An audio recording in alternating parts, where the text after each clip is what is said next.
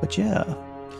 So the last time that we played, essentially you guys buried the Durst family, or what was left of the Durst family that you could find. You guys kind of healed up for the day, kind of licked your wounds a little bit.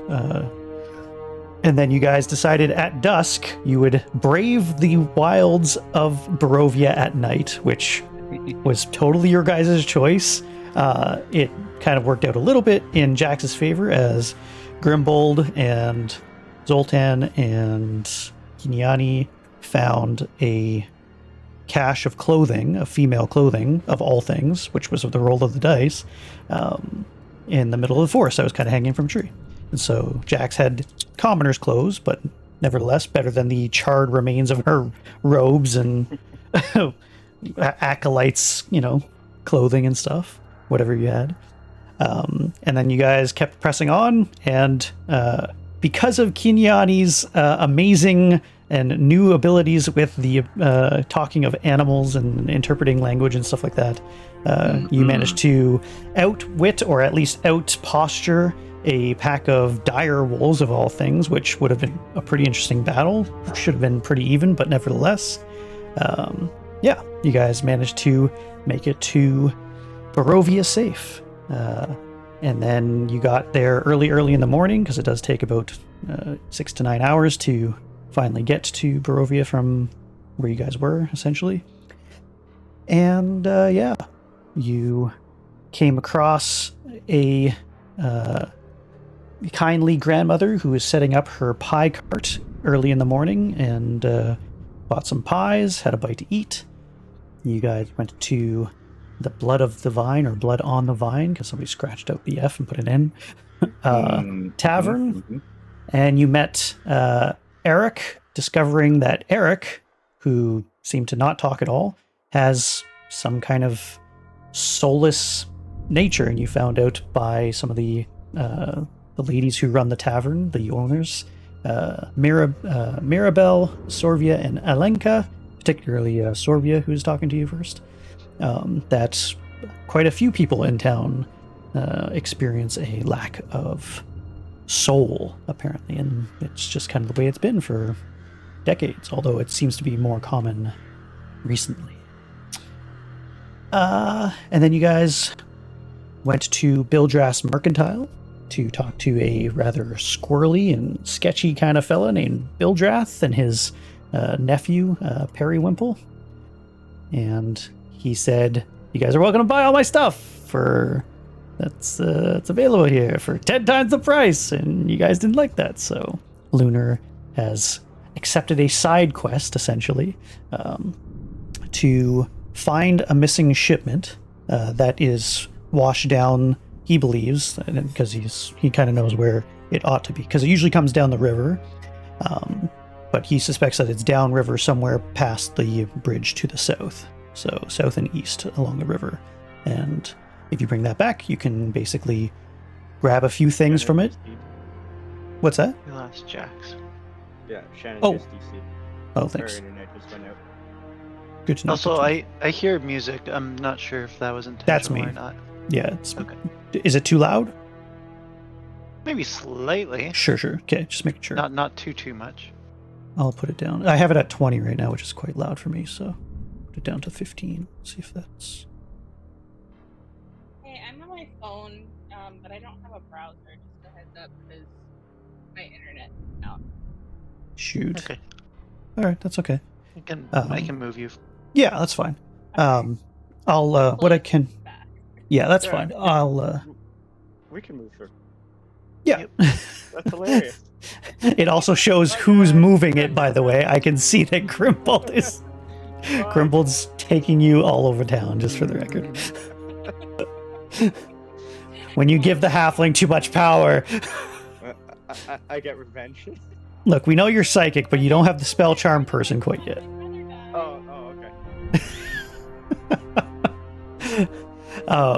So what was I gonna say? So yeah, you guys have accepted a quest to go south of town, where Bildras' shipment of supplies, he thinks, just kind of past the bridge where it's supposed to be picked up. He's a week late. And so if you can bring his stuff back, you're welcome to take a few things in payment. They'll call it even. But yeah, that's essentially the side quest you accepted. And so yeah. What I'll do, just for Jax's help, although I don't know how helpful it'll be. Let's go to...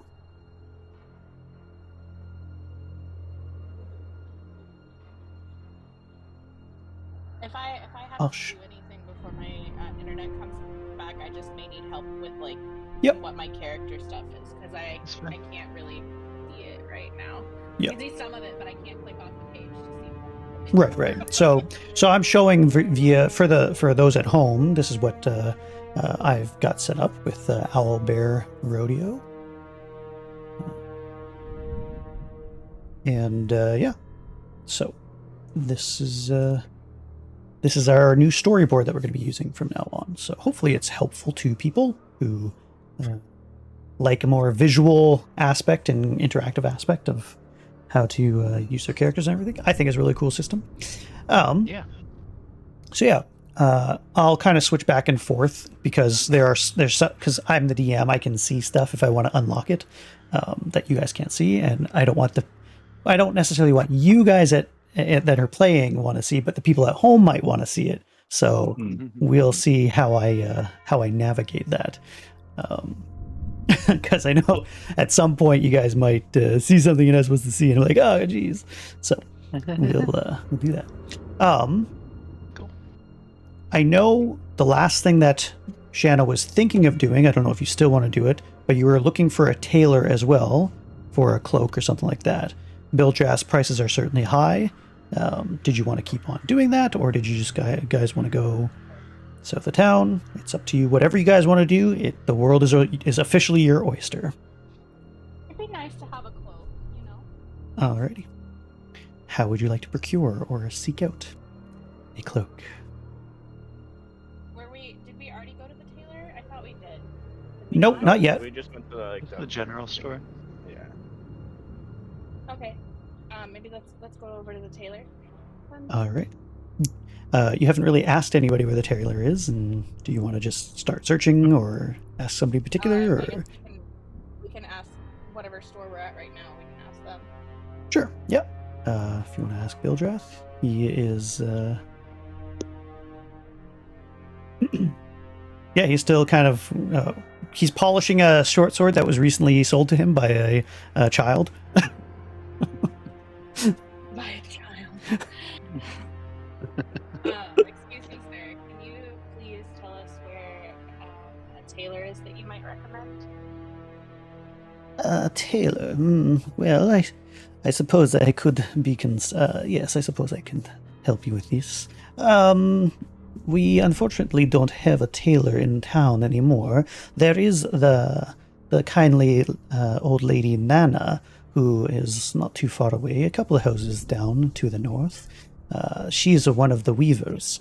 She makes many silks and draperies and other such things for the Castle Ravenloft, and her 4 granddaughters do pretty good work, so that would, I imagine, be your best bet. Thank you, sir. I appreciate you. Thank you, and don't forget to get my supplies. I know exactly what's inside, so don't be too picky. We've got you, don't worry. All right. Alright, to the tailor we go. As you... Yeah, so you guys kind of walk outside. You kind of are hanging out in Bildrass. Everybody give me a perception check, please. You can either open up your dice at the top left there and roll it there. A d20. I got a 1 + 3. Darn. Okay. Yeah, I'll go with everybody depending on the order here. 11. I got a 12. Okay. My internet's back, by the way. Nice. I got a 12. Okay. Oh, it even Okay. shows Sean's dice. That's cool. Did? Okay, cool. I got Yeah, a that's two. cool. Does mine show? Okay. It shows for me in the bottom right corner. I don't know if it showed for everybody else. It only shows if you use it in Owlbear, right? That's what I meant. Yeah, sorry. Gotcha. Still, that's cool. Does it actually... Oh, okay, I can even check what... Okay, so you got a 2, Grim. Okay. Plus whatever your bonus is. Okay, yeah. I don't know what my bonus is. Sorry. Be on your character sheet there. Speaking of which, I should probably bring that up at some point. It's up plus two. So yeah, Kiani, you think you hear something coming from the south. You kind of scan around looking for whatever it was. You thought you heard scraping or something like that, but yeah, you don't necessarily see anything in particular. There's a couple of people milling about in the street, but you swear you thought you heard something like scratching or something like that. Something very off-putting, but yeah, otherwise. That's it. So, you guys gonna go to Granny's house? Or Nana's house, rather? Let's go. Alright. Maybe she'll Nana. make us a pie. Granny. So, a couple of houses north would be one of these two. I will just, to make it simpler, show you that this is the Weaver's house. Right here.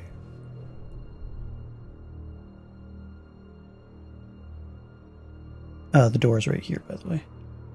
Right. I think I need to refresh.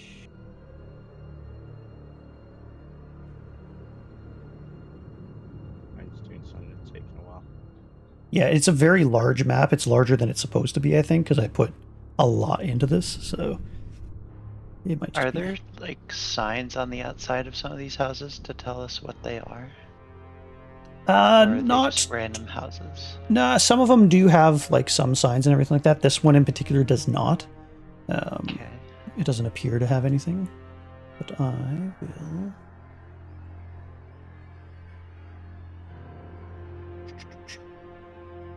assume you guys are coming in here. Or are you, like, knocking, or... I mean, I'm gonna knock. I'm not just gonna waltz in if there's no sign. Just making sure. Saying like, we're open. Alright, sounds good. I'm gonna do this real quick.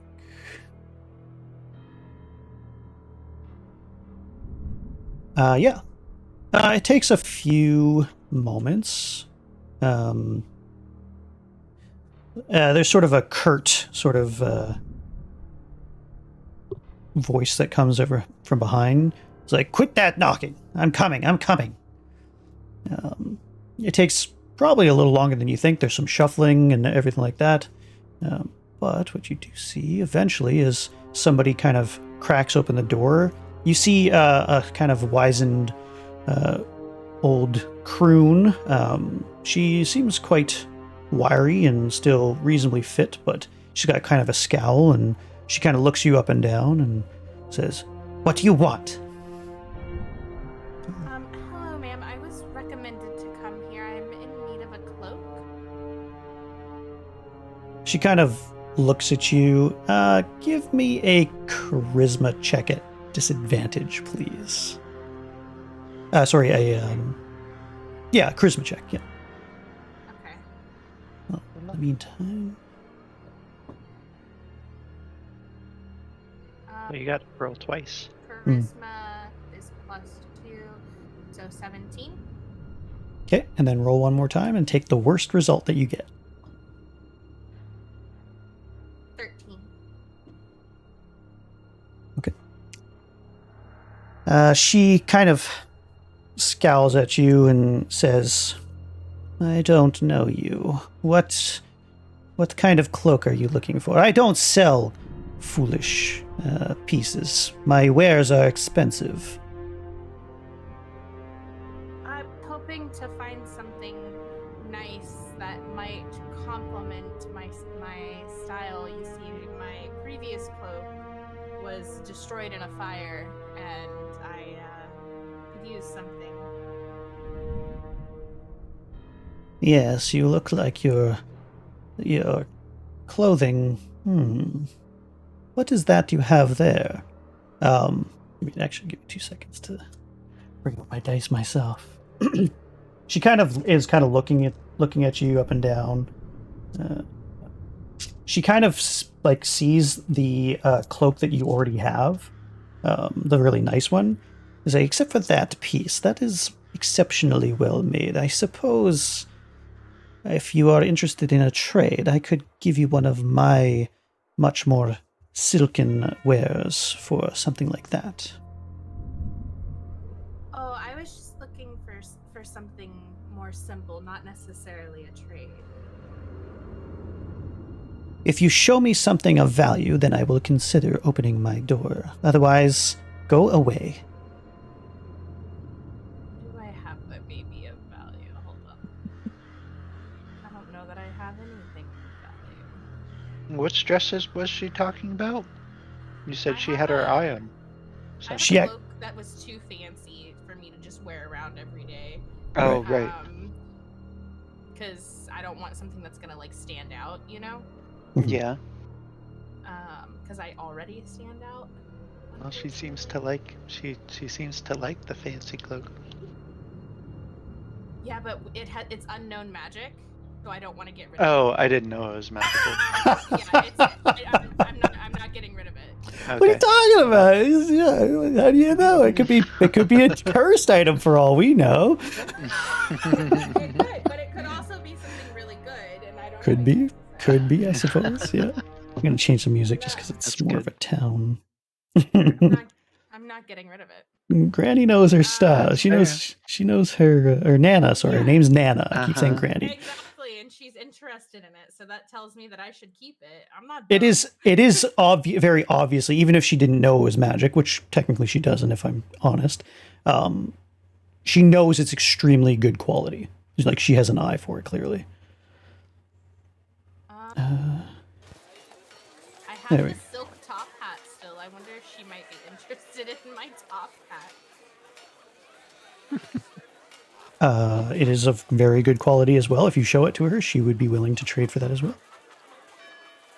I'm gonna show her my top hat that I took that I probably shouldn't touch. She kind of looks at it, looks at you, looks at it again, closes the door, and then she has one of those old school kind of like locking mechanisms, the chain and everything like that. Except there's like 3 or 4, it goes, and a couple of times, and then she opens it, and it's like she puts her hand out, and let me see. Pass her the top hat. Okay, she with like very deft hands, very clearly artisan's hands. She kind of goes around the rim and the seams and feels up the quality and stuff like that.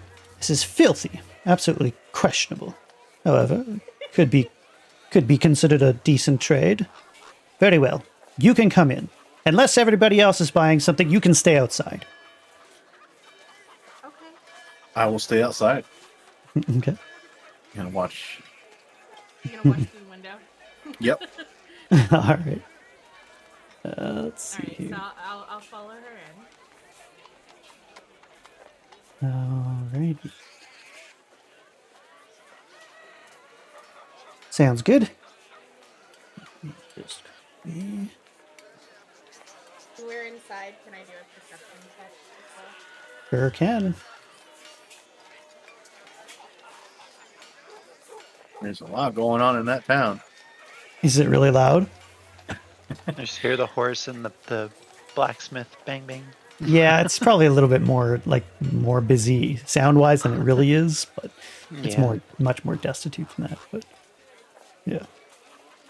Sorry, I'm just trying to. This is what I'm looking for. I'm still getting used to the actual system here. Okay. Doop-a-doo.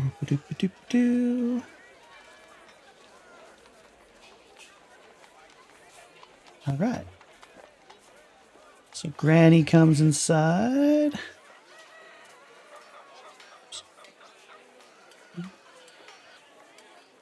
Show you this.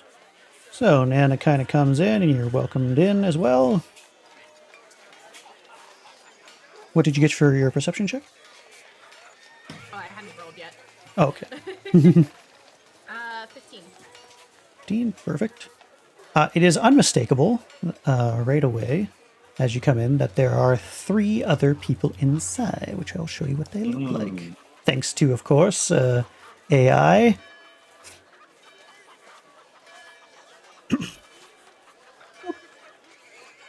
Boop. And boop.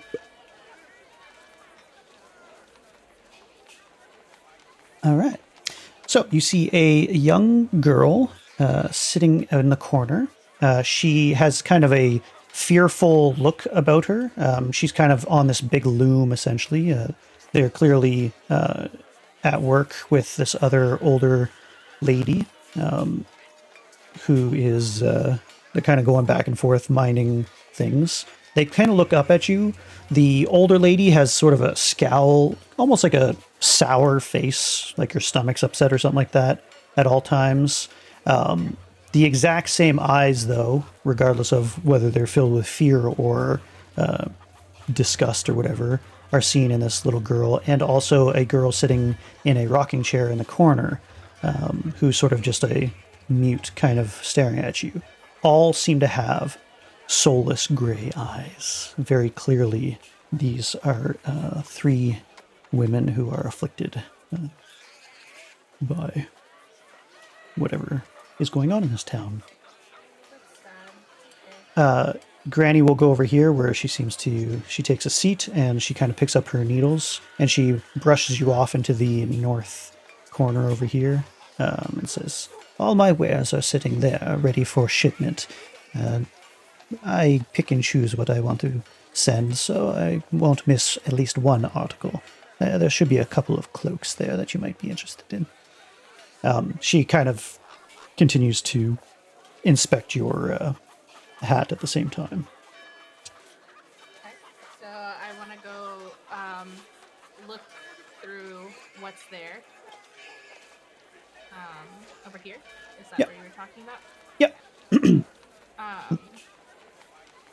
Still kind of keeping an eye on my surroundings while I'm looking through there. And making sure my belongings are close to me as well. Sounds good. What do I find in this pile? You find 3 cloaks that would suit you. They're all of extremely good quality. Very clearly, this is a master artisan. One of them is sort of a purple cloak with a black sort of silken outline. It's pretty fancy. It can kind of be flipped in and out. It doesn't have a hood or anything like that. It's more almost like a cape more than anything. But it's very nice. There's one that is sort of a pure black one that has a hood. A little bit more plain, but it's got really fine embroidery on it, like throughout the entire thing. So from afar, it doesn't seem all that big of a deal, but when you look up close, it's kind of almost runic in its style or arcane. It doesn't mean anything to you based on your knowledge of magic or anything like that. It's just artistic license, essentially. And then there is a deep red cloak with black sort of frill and lining and some gold filigree as well.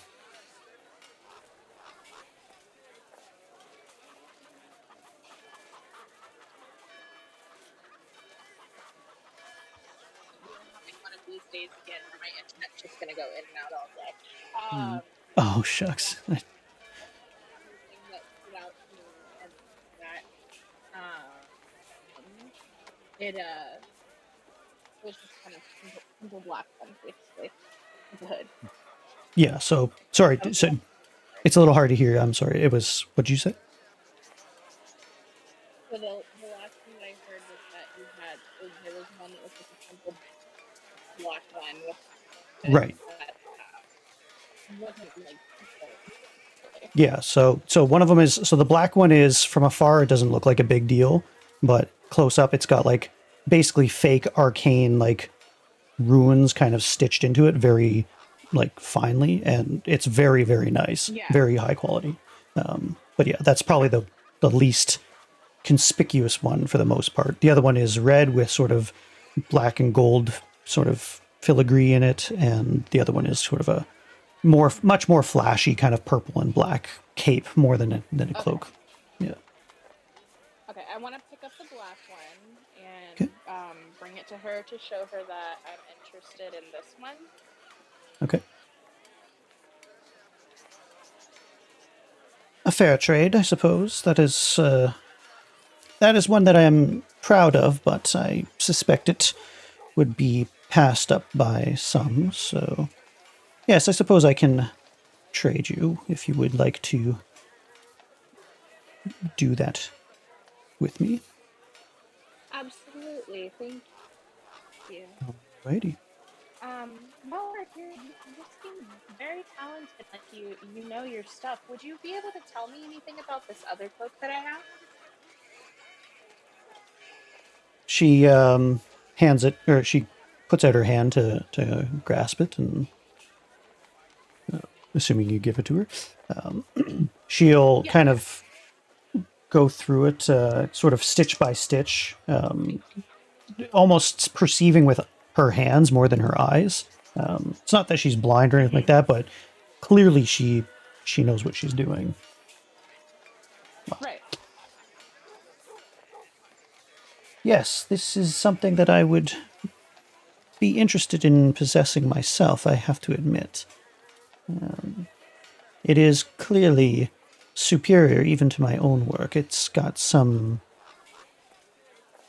markings that... some telltale signs that it would be perfect for protection of some kind. Possibly even magical in nature.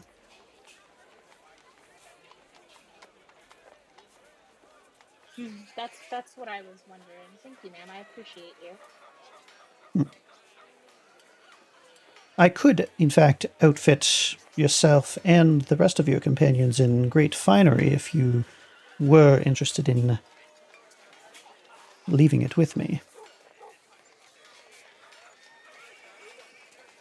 Maybe in the future. Right now, I think we need to lay a little low with our finery. She kind of looks like she doesn't really want to give it back, but sort of looks at the hat and looks at the cloak she gave you and sighs, and then, hands it off to you and says, very well. As you are sort of talking, and she gives that back to you, from a different room behind you, you're kind of in the doorway. Well, I guess not really, but you just hear from this doorway over here, it opens and closes, and another sort of middle-aged, maybe between 20 and 30, not that that's middle-aged, but she looks older than she does. Another woman kind of comes in and sort of stops short. Her expression is much more like blank, but again, very telltale sign of gray, soulless eyes. I can show you what she looks like briefly.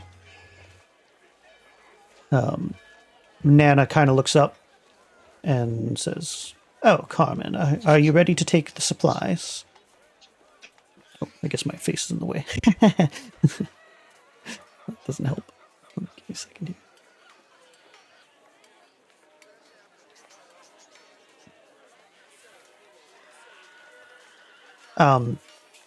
The lady is quite a bit bigger.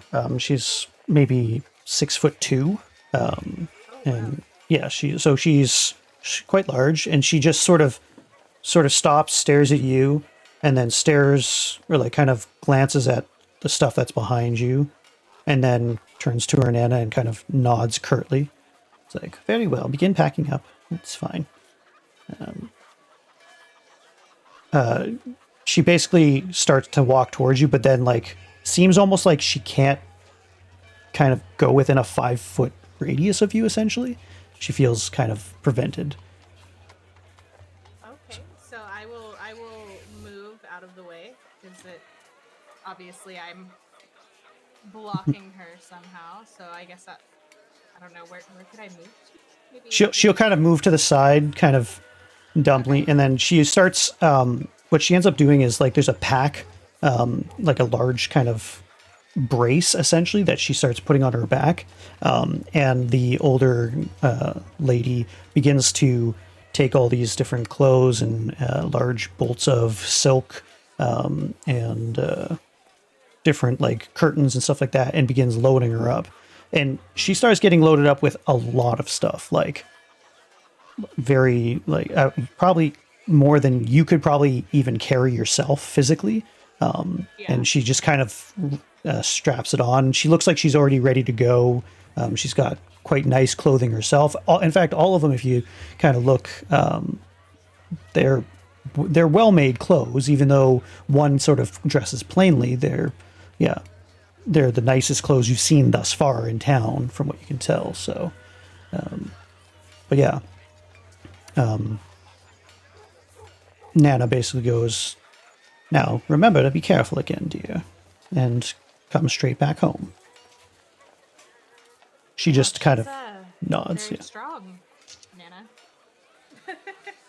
Yes, well, my children eat well, and I furnish the castle Ravenloft, in fact. So my work is, let's just say, it is appreciated by the lord of these parts.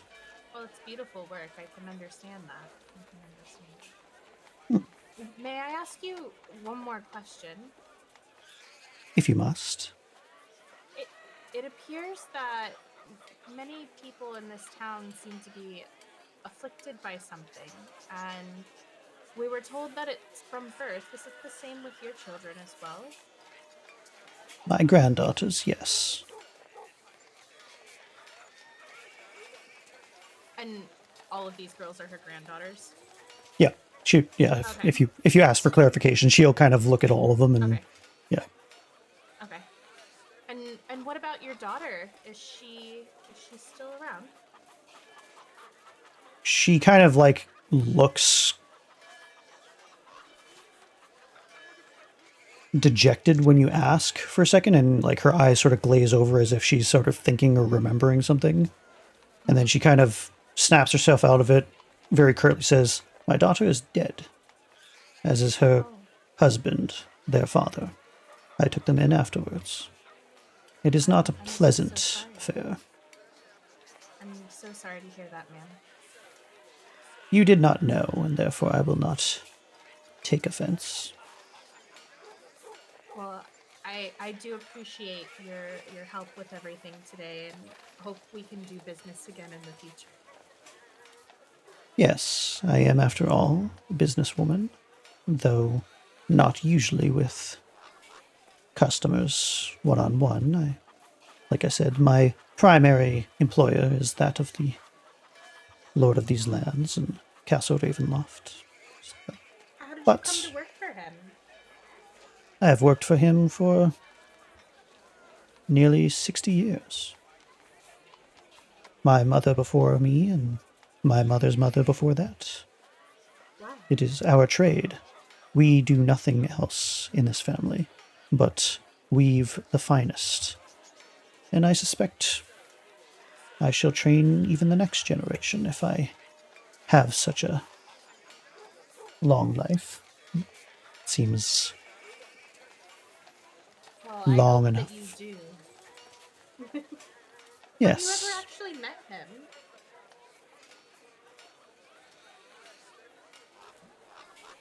My grandmother and my mother once introduced me to him. This was long ago. I was very young. Younger than little Irene over there. So I did see him once. He is a very handsome man. Of course, he is frightening to some degree as well. Well, I'm sure most people with that kind of power would be. Yes. Now, if there's anything else, dear, and of course, if you are interested, once again, in making a trade, I can even custom work any sort of clothing or fineries that you and your companions might need. I think it would be more than a fair trade. I will certainly keep that in mind. We do have a few more errands to run, though, so maybe I will see you again soon. She'll kind of, at that, kind of brush her skirt off and or kind of dress off and give you sort of a firm handshake, kind of sealing the deal, and says, "Well, good luck on your travels and farewell." You know. Before you kind of leave, Carmen will kind of lumber her way out, very heavily laden with supplies. There's still quite a bit that's actually still in the room. Lots of like silk and satin type of looking clothes and bolts of cloth and everything like that. So she's not like carrying everything in the room, but she's got a lot on her.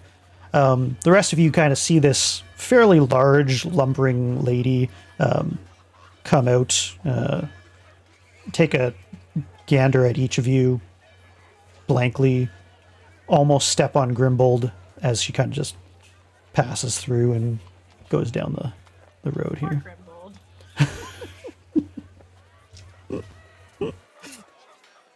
Poor Grimbold. Chip? Alright. Well, I will make my way outside as well. Sounds good. I guess you Happily guys. showing my friends my new clothes. Look how nice this is. Wow. It's quite a heavy load that the lady was carrying. I wonder if she needs help. Oh, I almost stepped on you. I think she's got it, but they supply clothing to the castle. See, So. well, my arm is a little blackened, but nothing little elbow grease can't fix. So Lunaris was sort of looking down the street to the Okay. north and felt the felt the holy presence and was interested. Sounds good. Yeah, from here you can actually see the. I wouldn't even make you roll. Actually, it's pretty blatantly obvious that the symbols and iconography on the building are that of what you know as Lathander, the Morning Lord. So I was looking up a little bit on Lathander, and I learned that Helm held a great deal of resentment for Lathander, as Lathander indirectly caused the death of Helm's lover, Murdain. So, Yep, they got some storied history. So I was curious. I don't want to cause any problems, but I kind of want to go over there and investigate a little bit about the area from their point of view, why they're there and whatnot. You would like to do that? That sounds fine. Are you telling the rest of the group this, or are you just going to go off on your own? Possibly, yeah. I may go visit this Temple of Lathander first to investigate a little more. Feel free to go do what you need to do. I'll return back here by Granny's Pie in a short while. Well, I think I have everything I need before we go get your stuff we need for your trade, Lunar. So I will accompany you. Grim, Key, what are you guys doing in the meantime? We'll follow. Okay. Alrighty. Yeah, Everybody- I don't have any business. None of us want to leave you alone, Lunar. No one wants to get in any trouble. I get it. If everybody could give me one more perception check, please. Perception. Actually, other than Jax, everybody give me 2. I got 21. Okay. I rolled a nat 20. Look at me go. Oh. Okay, I got Mhm. 2 4s. Okay. I got a 15 and an 8. Okay. And Grimble? 16 and the second one right now. Okay, so this will be going on 17. whilst Jax is inside. I'll kind of just run this for Kiani and... Okay. Oh, crap. There we go. I knew I had this tied together. Oh, it's so crazy. Give me a second.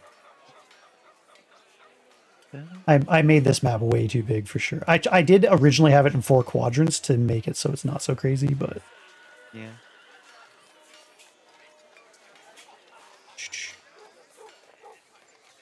Here, goes here. So Kiani and Grimbold.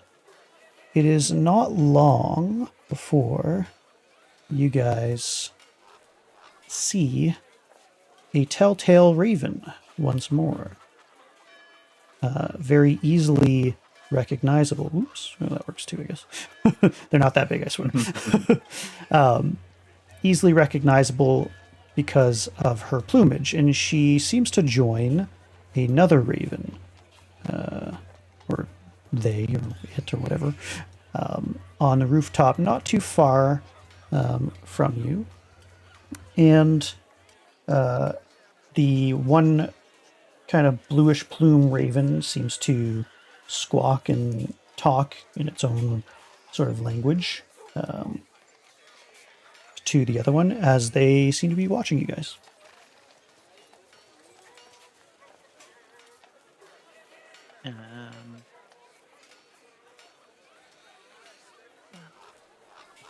You guys can see these, right? This is before I came out. Yeah, so Jax, you don't see this yet, so this is kind of what's sure. Okay. Well, I definitely didn't notice because I was too focused looking to the north. That's right. Yeah, that I you're got 2 clearly, fours. yeah, you're clearly, yeah, enamored with the Yep, area. absolutely. All right. So they got ravens. Ravens, 2 ravens.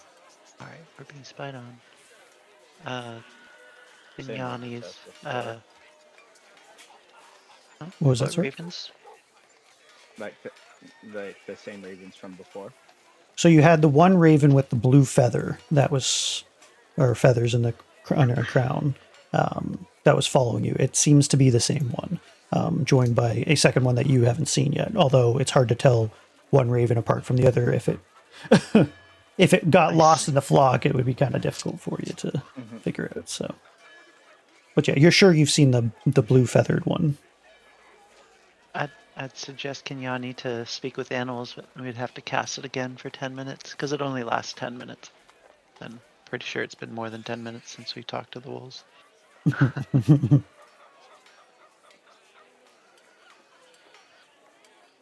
Do you guys want to do anything about it, or you just let them hang out there?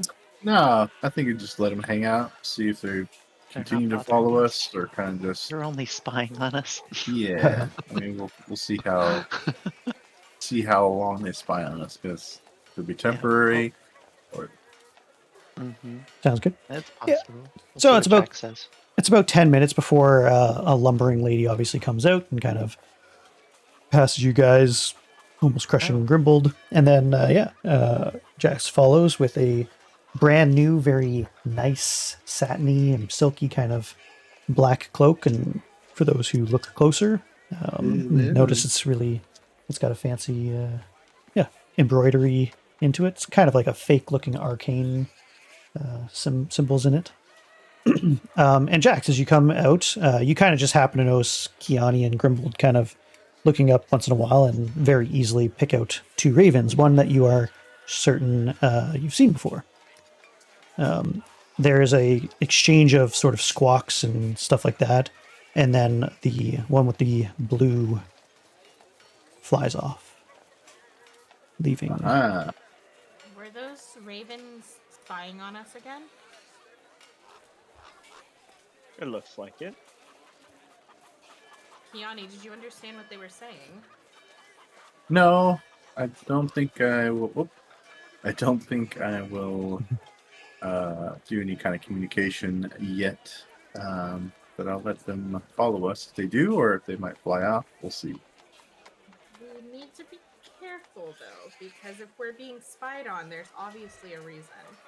Sure, but it might be just a false alarm, or there just might be a raven there. Who A knows? We'll false see. alarm of having the same raven show up twice.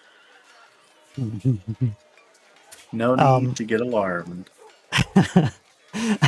As you guys are kind of chatting, and it's clear that the raven is like watching you and stuff like that, it suddenly kind of drops off, almost as if it's gonna like dive bomb you, but like goes up high and flies past you and sort of disappears amidst the houses and stuff.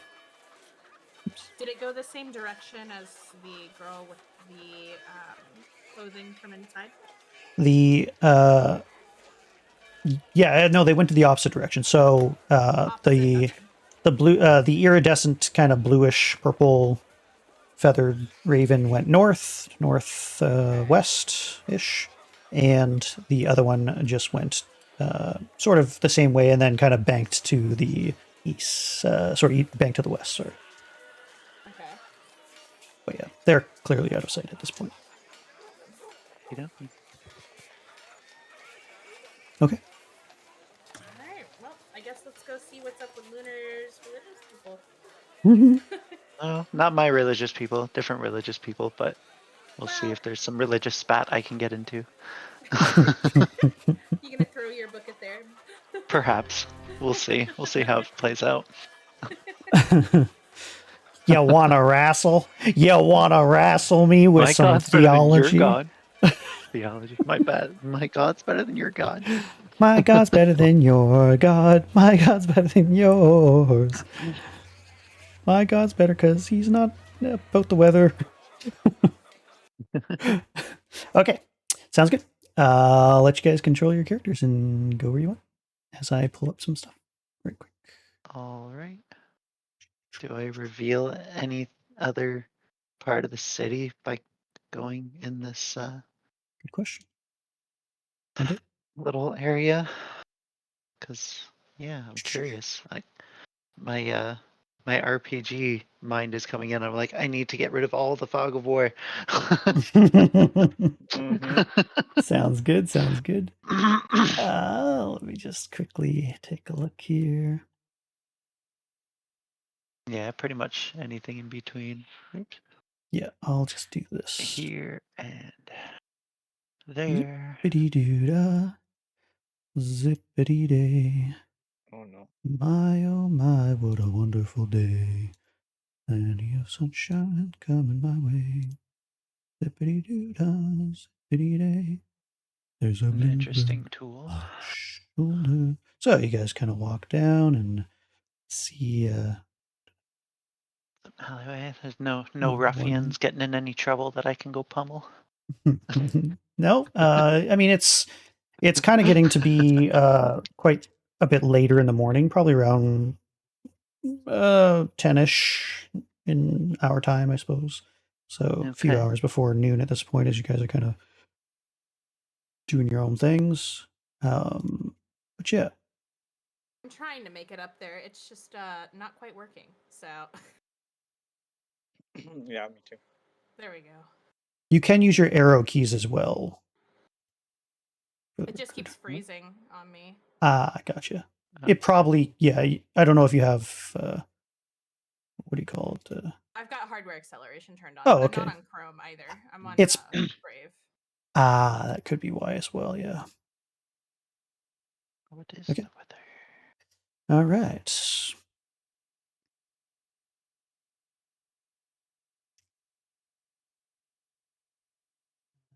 This, I think I will.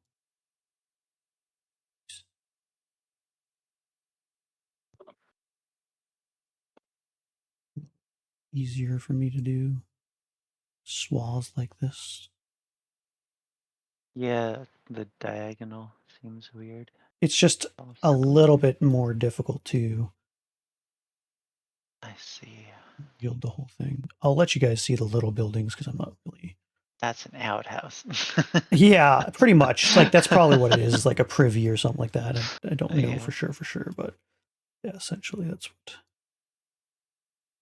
Okie dokie. Yes. This-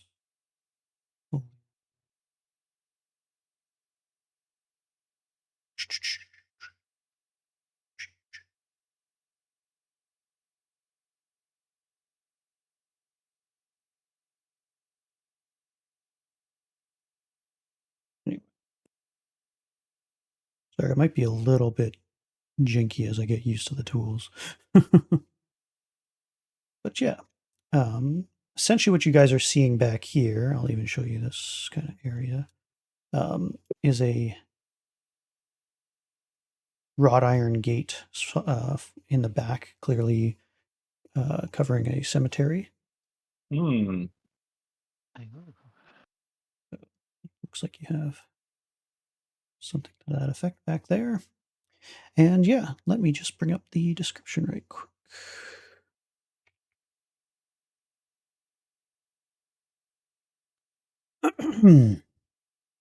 On a gentle incline, nestled against the roots of the pillar stone supporting Castle Ravenloft, lies a dilapidated structure made of stone and wood. The church, having withstood the attacks, withstood the attacks of evil for centuries, appears worn and tired. A bell tower ascends toward the rear, and flickering lights peek through gaps in the shingled roof. The rafters groan under the weight of their burden, struggling to hold up the structure. As you guys kind of get to the actual front door of this structure, you also notice that the double doors, they're very weighty, very heavy doors, appear to have the marks of claws and marred by flames. So it looks like it's been sort of attacked in the past, if not recently. I'm not surprised. You guys In are an area like welcome. this. You guys are welcome to do an investigation check if you want to get any more information from those markings. What kind of markings are those? Let's give it a try. Mhm. Like, put my Roll a hand up on the 12. wall. Okay. Ooh, that's a good roll. 19 mhm. plus. I got over 20. I don't know what the plus is. Wait, what was it? Investigation? Investigation? Oh, Yeah. that's a minus, so it's 18. Okay. I got an 11. Okay. Grimbold and Kiani, you guys recognize the claw marks as likely from wolves.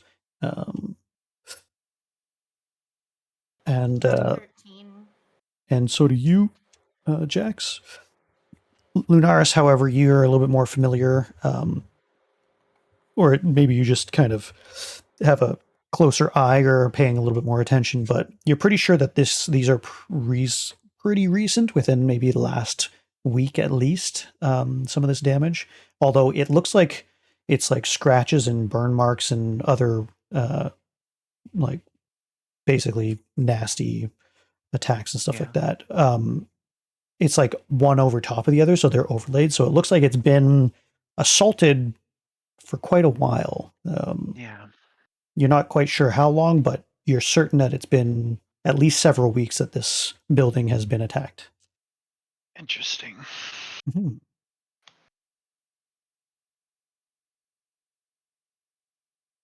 What happened here, Lunar? From what I can tell, it just seems like this church is being assaulted. Though in a land like this, I'm actually surprised to see much of a church standing. By wolves? Did you mention anything about that? Yeah, you also see. Yeah, you see the rest with the rest of them. Like Wolves. you guys all kind of figure it's likely from Appears to wolves be or wolves. Or, similar kind of. Why would wolves be attacking a church? I'm not quite sure. Even if it's the dire wolves we've seen earlier, they seemed, though we could talk to them, they didn't seem to be entirely like demonic or hating I of don't see why they would have interest in a church. exactly. I think we should investigate more and ask Mm, around. But like, it yes. doesn't seem like it's abandoned or anything, right? There appears to be lights and stuff inside inside the rafters and stuff. So yeah, there does appear to be some damage to the right side of this roof and everything like that. But otherwise, yeah, I mean, despite it being in pretty rough condition, so far as you can tell, it's safe-ish. All right. Well, I guess I'll knock, I suppose. Just give me 2 seconds to bring something else up here.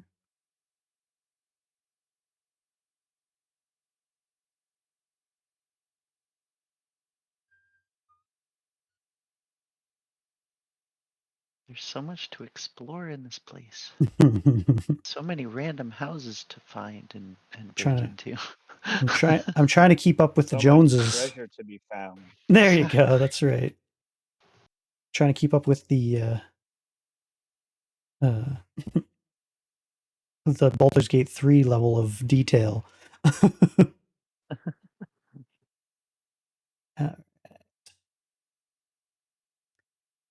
Okay. Are you guys going inside? Yeah. I guess I can just go inside if that's fine. I don't want to be rude. You can knock That's if why you I said want, I'd but knock. yeah. Yeah. Oh, that's why did you? said- Sorry, I said- I was kind of doing something at the same time. Oh, Apologize. that's all right. Yeah. I'll knock. All right. Sounds good. Sounds good. Yeah, you bang on the door. You kind of hear shuffling after a little while. But yeah, it doesn't seem like anybody is coming to the door. Okie dokie. I guess I'll push open the door. Yep. So it's heavy and it's kind of swollen, a little hard to open, but with a good reef on the door, it's not too hard for you guys to eventually open it. And yeah, this is essentially what you see. Can you see me actively doing this out of curiosity? Yeah. Yep. Oh, that's kind of cool. I didn't know if it like didn't do it until it was finished. Okay, let me see here. The doors open to reveal a 10-foot wide, 20-foot long hall leading to a brightly lit chapel. The hall is unlit and reeks of mildew. 4 doors, 2 on each side of the hall, lead to apparent adjacent chambers. You can see that the chapel is strewn with debris, and you hear a soft voice from within reciting a prayer.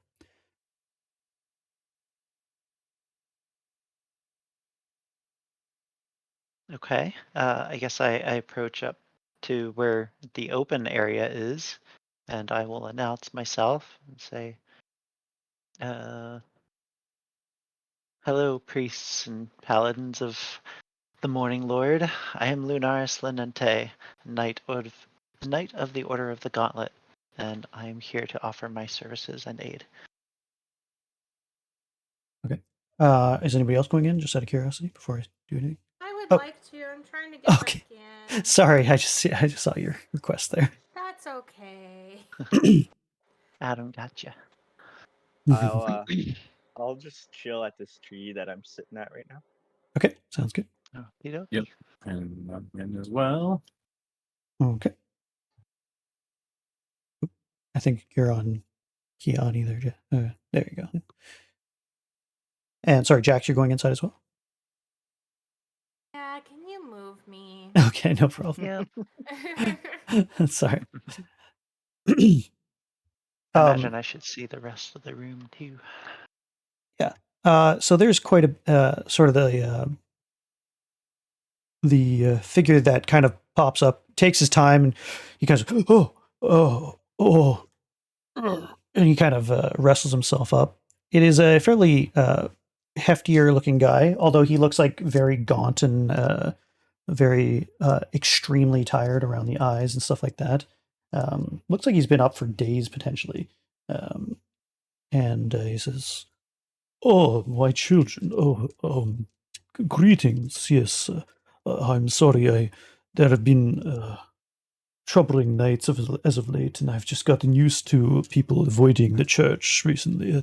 I assumed you were not so nice. But please, yes, come in. I am Father Donovich. Hello and greetings." He'll kind of come around. You guys notice this chapel is lit to the max with candles. Mm-hmm. What happened here?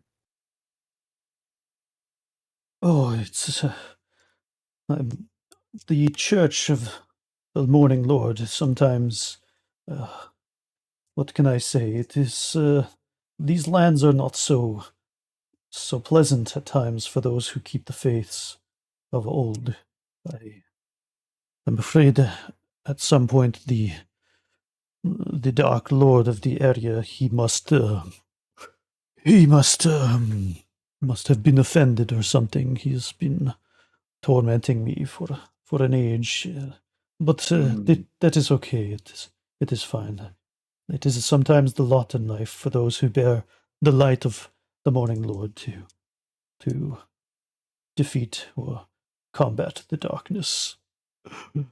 He seems like he has pretty like he's not just a heftier guy, but he looks like he has kind of like a breathing problem or something like that. But yeah. Sorry for not the candles in here. Well, I do say that I am surprised to see a church of any light here in this dark land. No matter how far the sun happens to be in our land, there is always going to be those who follow the light. It is much more preferable, I think, than praising or living in the darkness, which pervades so much. You come to accept and appreciate the light that you have in your life. He seems to start to like weep at his own words, and he kind of turns from you and he kind of like wipes his face a little bit and tries to compose himself. I do agree. I am also a follower of light. I know that Helm and Lathander may not have always gotten together, gotten along very well, but I'm more than happy to help anyone seeking the light. I am here to protect. By Helm, by He the gauntlet.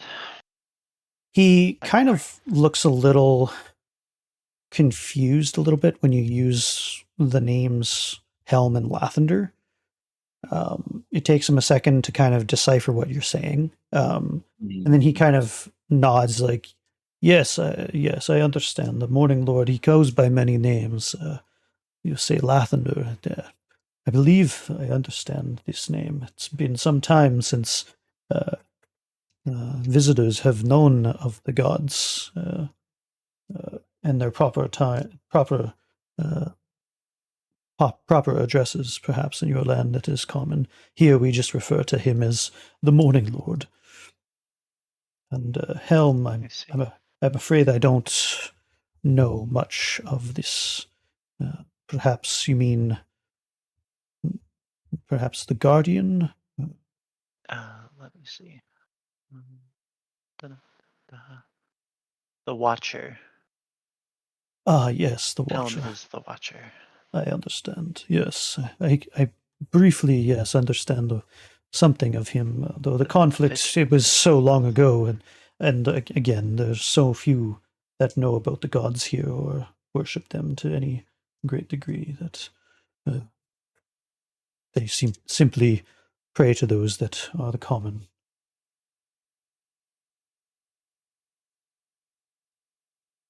In any case, if I can offer you any help, I shall. But as you can see, it's the Church of the Morning Lord is in dire straits at this particular time, so I'm not sure what else I can do to help you. Perhaps a tour of the cemetery. That sounds lovely, though with a church that has so little, you still offer what you have. I'm forever grateful.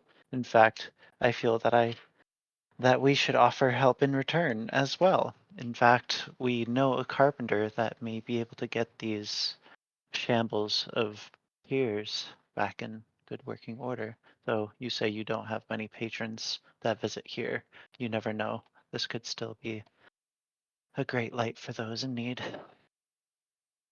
He kind of thinks on that. He says, well, let's discuss this as I give you the tour. In any case, please come with me. Okay, we shall follow him. All right. So he'll kind of go out the front door here and take you guys away. Okay. And go to the right. Kind of comes around this area. Let me just bring up the doohickey tool here. Zoop, zap, zoopy, zabadoo. Actually, I guess I could probably go away then. Whoop-a-doop-a-doo.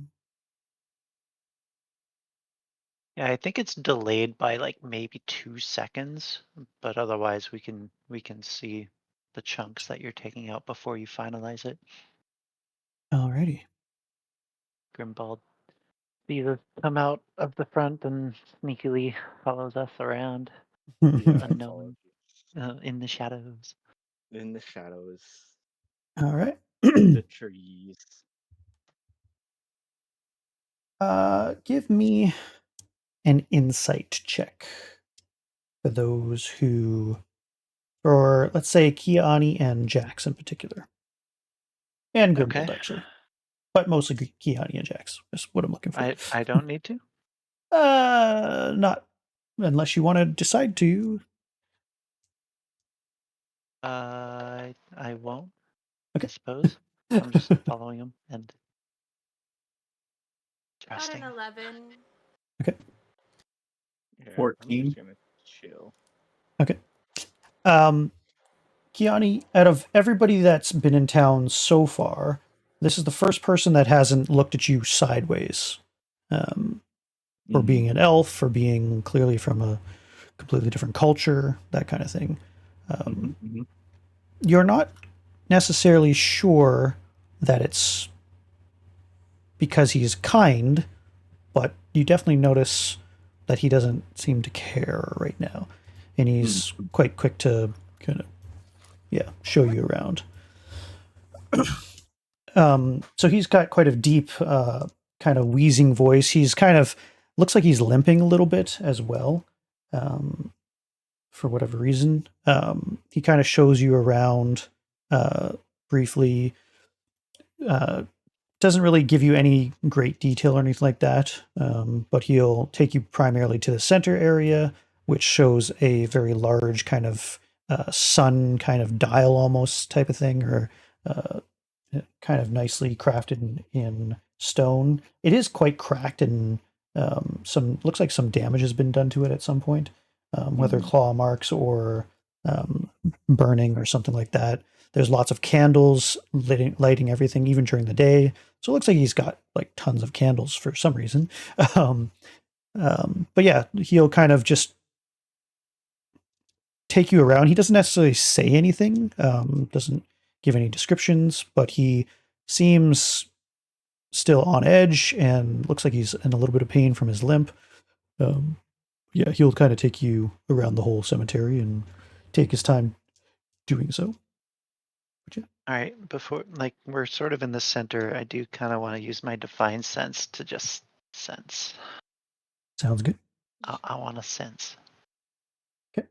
I always get tripped up with this wording with divine sense. Says as an action you can detect good and evil, but then afterwards it just says until the end of my turn I can sense anything from the hollow spell or know the location of celestial fiend or undead within 60 feet. So can I not detect good and evil? I don't know why they word it like that. Yeah, I think it's always tripped me up as well. The way that I'm going to run it and the way I think it's correct to run it Is just is the it's undead not about alignment. It's more about the being or the nature of a thing that's Got in it. the area. Like So the intent. so if it's demonic or angelic, essentially, or celestial rather. Got it. Celestial fiend or undead. Right. So it's more about detecting the natural or more the unnatural nature of a place. Okay. Would be so unnatural in the does this- positive or the negative sense, I suppose would be. So does this place feel like a regular graveyard? No. Fuck. Okay. No, it does not. And and it's within 60 feet, so I can know the location of. Give me a So- just give me a perception check first. And my plus is 1. 17. Okay. You don't sense any evil in this immediate area. Anything, downright nasty or grotesque or anything like that. Give me 2 seconds just to check something here. Okay. Let's see. Okay. Yeah, so you don't sense anything evil in any way, but you also sense something. After a second, it takes you a second to really, so you're at first you kind of take a deep breath because it's the opposite of, well, not the opposite necessarily, but it is the lack of the death house. So this is sort of the first time you've used it outside of that really nasty, overwhelming area. Yeah. And so there's nothing undead or horrible in this cemetery from what you can tell in this immediate vicinity anyway. But it suddenly dawns on you that the opposite should be true. That there should be something hallowed about a church. And from what you can tell, this church has no hollow or Nice. there's no consecration of the land, it seems. Right. And so that is significantly amiss for a church. Usually there's lots of rituals at a It's church of blessed any and- of any religion, whether of good or evil, is usually some kind of protections and stuff like that is ritualistically put up. And although you see the telltale signs of that being attempted for whatever reason, it's clear that the forces of darkness are not swayed by this cemetery, let alone the church behind you. Interesting. Well, I guess that explains the attacks on it. Put those at Okay. home.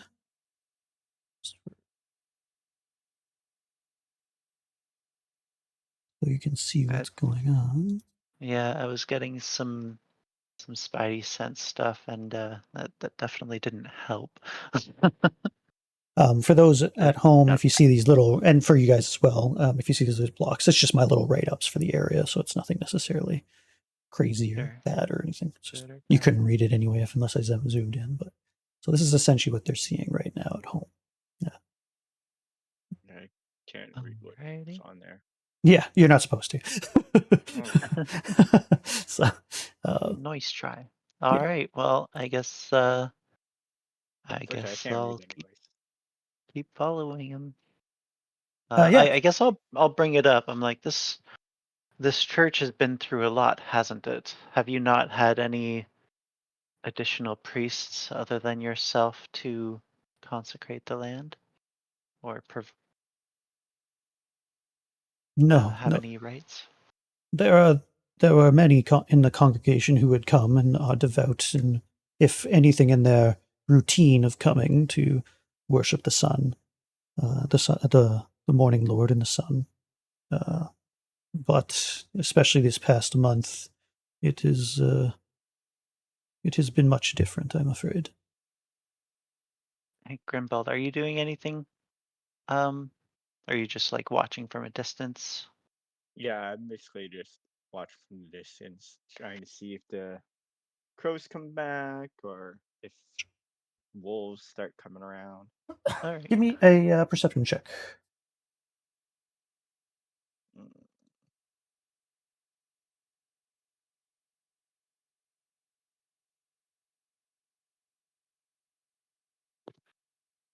13. Okay. Nothing that you can see.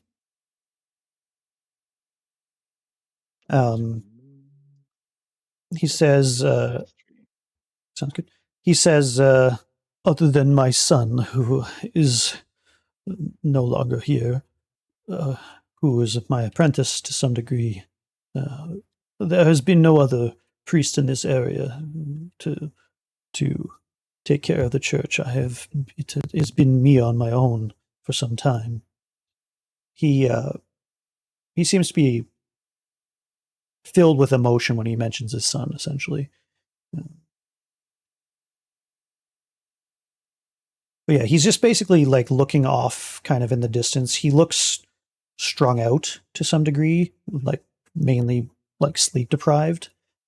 He's sort of going through the motions. He'll kind of go up and check different areas that have candles and make sure that they're all lit. And if there are none, he'll kind of produce a few more and, melt the wax on the bottom and then sort of stick it very carefully so that it's burning. And he kind of goes around and does that. And he's only almost partly aware of your presence. He just looks like he's in a complete daze. So he'll kind of go about doing that. But, still conversational if you bring something up or talk.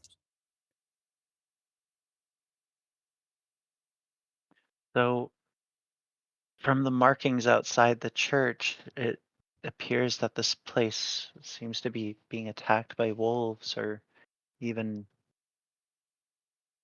just creatures. What's happening there? Do you require protection?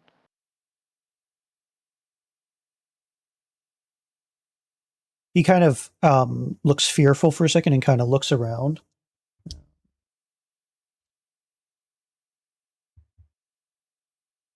But he just kind of takes a deep breath and kind of goes up to this headstone and lights another candle once more and simply mutters under his breath and says, "Not all lords are as merciful as that of the sun. And no, it is fine. I will simply endure. Thank you for your kindness. I have many things I must get to. My leg, it is sore sometimes. Perhaps another time. I'm sure you can see yourselves out. Thank you for your faith and continue to bring healing and goodness to those around you." And he'll kind of curtly kind of saunter off. There's also another gate that he'll unlock this gate and then exit, close it, and then lock it again. The other one is left open. All right. Well, that guy's weird, huh? Yes, I don't quite know what to think. But it's good to see that he has not lost his faith. All right, I guess I'm done here. We'll come back with Zoltan later and get One him more some... person. One more perception check for Grimbold, please. Okay.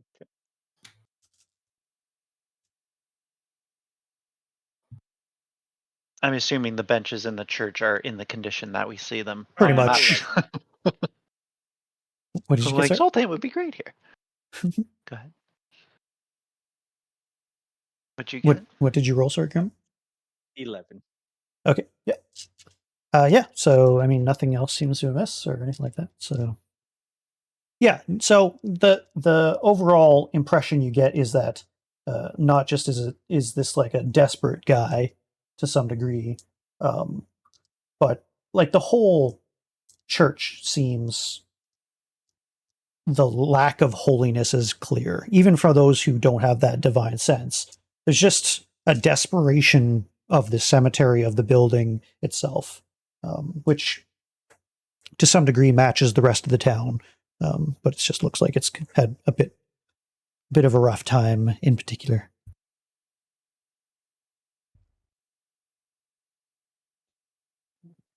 Which is why I figured it'd be nice if we could fix up the church. I know he's not my god, but he's still of the holy light. So we'll come back to that later. When Zoltan's done. He doesn't seem to care about fixing up his church, if we're being honest. No. But who knows, a little light from an outside source could prove beneficial. Just to one in his position. Alright, should we go get your goods that are acquired? Yes, let Or us we do have somebody so. coming for our necks. Perhaps, I do agree. Though this lance is very handy. It is only so useful in It is not quite so useful in close quarters. All All right. right. So where is this river? All right. Now let's see if I can do this, and you guys come with me. I'm not sure. I haven't tried this yet. Okay. You guys loading a new scene by Whoa. chance? Whoa. Damn. Hey. All right. Assuming you guys Just- are ready to go, this is where you guys are. I've dubbed the Beckoned until you guys come up with a name for your party or company or fellowship, whatever you want to call yourselves.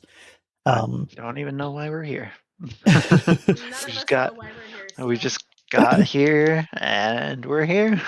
That's May as well right. do some shit. So this is where you guys obviously came, the Svalich Road, within the Svalich Woods. This is where you guys are. This kind of came out the sort of western side. You are told, essentially, and you kind of, so this is kind of uphill over on this, can you see this? Up in this Yeah. area, you guys, as you guys are coming down, you can kind of see where the river and the bridge would look from up that high. So as you're kind of coming down the hill, it's clear where the south river would be. You were told that this bridge is where usually he picks up his supply, although he's a week late. He's gone every day to kind of pick it up. So he suspects that he missed his mark, or that the shipment likely went somewhere downriver, so to the east or southeast. Okay. So yeah. And we can see the big mountain of Castle Ravenloft off to the west. Quite right, quite right. It looms very Kind of hard not darkly. to see. Have you guys watched the video that I shared? Yeah. Shanna, have you watched that at all? Yeah, I watched it. Okay, just curious. Yeah, you can see just the big mound of. Yeah, so The you can dark see how looming far castle. away and how dark it is and how creepy it is, Yeah. kind of just hanging out. So it's clearly many, many miles away still. But as the crow or the raven flies, perhaps not so far away, kind of thing. You think that it's going to, so each one of these squares, I've guesstimated it's about a kilometer. So it'll take you the better part of an hour, maybe two, to get to the bridge itself. Assuming you guys are good to do that. Mhm. So as you're kind of walking along the road, the thing that stands out to you the most is that this is clearly arable land. There's quite a few farms pretty much right up against the road. The closer you get to the woods, the less vibrant the crops, and even those of the road, it looks like it's been almost overpicked or overworked at some point, whether that's because of a famine or just the desperation of this whole area. The mists sort of permeate the whole area anyway. There are scarecrows and there are people out in the fields tending their crops and everything like that. They all kind of look up, those who are out in the field right now, kind of look at you askew as a group. There you go. Nice. It's 4 kilometers. Yeah, so three about and an hour or two at least to get there, depending on what your guys' pace is. But yeah, it is quite the sight to see, like, the desperation of these people, the sadness of the crops. Once in a while, you'll see a farmer who seems to be doing better than some. But yeah, each plot of land seems to be worked by multiple people. Some of them are children. Many of them seem to have very, they like no soul. They're kind of just mechanically kind of working things. But yeah, there's definitely not a friendly air about this place. That's for sure. So nobody stops you on the way. There are people along the road once in a while. They give you a very wide berth. In fact, they go out of their way to avoid you, so they're not sure if you're friend or foe or anything like that. So sometimes I'm just too bright for them. So, sometimes if you guys are like coming down the road, it could be like a kilometer down. You kind of see a speck, and you notice that they literally will take a beeline, like not parallel. What's the other one? Adjacent. Anyway, Perpendicular. perpendicular. Thank you. That's the word I was looking for. Perpendicular from where you guys are, and they're like, "No, I'm gonna go this way for a bit," and then they just like hunker down in a field, waiting for you to pass, or they'll kind of start walking in a tangent, kind of opposite of you, trying to avoid you. So, but yeah, you guys are able to get there a little before midday, essentially, and yeah, no worries. You get to the bridge. It is reasonably well worked. Even the road itself seems in pretty good condition, all things considered. It's clearly cobblestone and everything, and sort of old-fashioned. None of those who are used to Waterdeep or Baldur's Gate or any of those places that have like superior craftsmanship in their roads and care for those things. But it seems like, for the most part, it's easy to take a cart or a horse, and nobody's going to throw a shoe or anything like that here. And the bridge is in equal good condition, all things considered. Certainly old and patched here and there, but yeah, for the most part, it's, while dreary and somber, more than serviceable. So, All right, so where do we start to look for this missing cargo? Well, I think he said that he retrieves it at the bridge, but I think he also mentioned that it usually comes down the river, so maybe they transport this stuff by boat on the river. So yeah, he did say that it usually comes by like a raft or something like that. That it's usually loaded up, or even if it's a small bundle, it's usually still like, yeah, kind of tied down, and there's usually a ferryman of some kind or a boat that takes his supplies. So if that's the case, then we have one of two options. We can go upriver or downriver. If the boat like wiped out, then it might be downriver as it washed down, or we can go upriver if they were raided for any reason. Maybe let's check downriver first. Okay. Thoughts? Downriver seems like the logical thing to do. Yeah, we don't need to go too far. I mean, once it starts slowing down and getting into the marshy area. Okay. So Are you guys going to, which side of the river are you going to be on? Are you going to be the south or the north kind of side of the river? probably on this side of the river that we're already on. Okay. Maybe. Sounds good. Alrighty. How are you guys going to be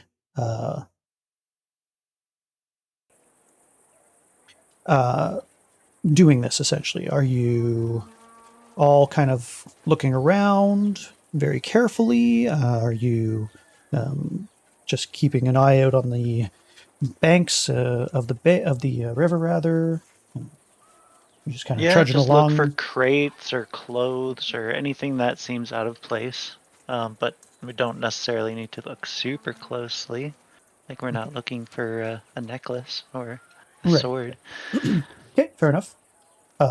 So everybody can give me, I'll let you choose either an investigation or a perception check.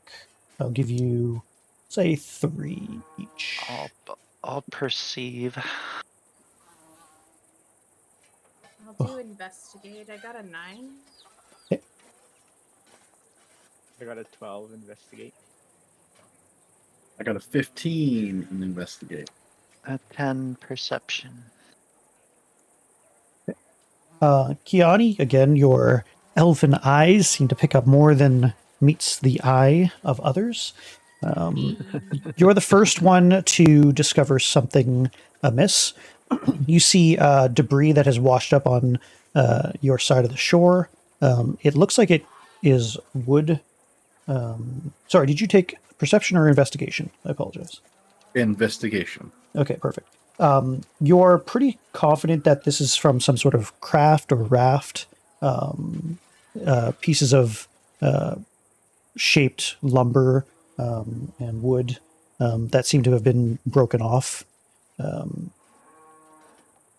But yeah, so far you're pretty confident that something of a vessel was damaged around this area at some point, and some of its debris has been washed up in this area. So your conclusion essentially is you're on the right track. Okay. And that was point. Do we all know now? Did you point that out to us, Yadi, Adam? Come again? I was are just you meant if you are, pointed that out to us. are you keeping that information to yourself, or are you sharing with the party? Information that Yeah, you saw it first. That we're on the right track, basically. Anything uh that you get told, we don't know unless you tell us. So Pretty much. okay. So yes, we are on the right path. All right, we got some wood debris there. I guess let's keep on going down. It's possible that they none fared none too good. Mhm. All right. Give me one more check, everybody. One more. 17. Whatever you want. More. Perception or investigation. Up to you. Okay. 17 14, investigation. Okay. 14 perception. 19 perception. Okay. 11 investigation. Okay. Jax is the first one to kind of see the current for what it is. You're pretty confident that looking at other debris that's sort of along the bay, even though it's not of a craft or anything like that, you're pretty confident that you're actually at the wrong side of the embankment for where you assume the craft, if it's going to be downriver at any other point, it's probably going to be on the other side of where you guys are. Hey guys, so we might want to find a way to cross the river, even if it means going back. Looking at the way the water is flowing and all the debris, if there's a missing On the other craft side. or whatever, it's going to be on the other side. All right.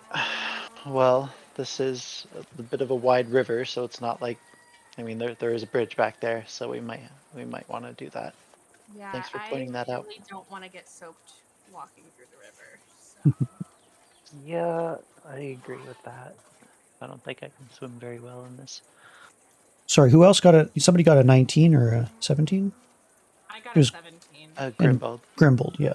I got an 11. Oh, Maybe it was Adam. I don't. I thought I heard somebody get a 19. I had, Maybe I was I wrong. had 14. Oh, I okay. got a 19 Gotcha. for perception. Okay, for perception. Yeah. Mhm. So you actually see downriver another, you'd probably say a quarter of a kilometer, a pretty natural beach that there looks like from where your position is, like there's a lot of debris over there. And you're not necessarily 100%, but you're pretty confident that that's likely where some of the supplies might have ended up. Sort of kind of confirming what Jax knows as well. All right. So on the other side, it's probably this little beach area here. Yeah, That pretty little much. curve. All right. Well, let's go around. So now we're gonna cross the bridge. So take another little while getting back. Yeah, so you have to kind of double back. You kind of been walking slowly, keeping like you're not going at a hyper pace as you're kind of searching around for stuff. So it takes you about another hour and a half before you left and then come back, and then now you're basically at the bridge again. So it's about 2-ish in the afternoon at this point. Let's see. Checking something.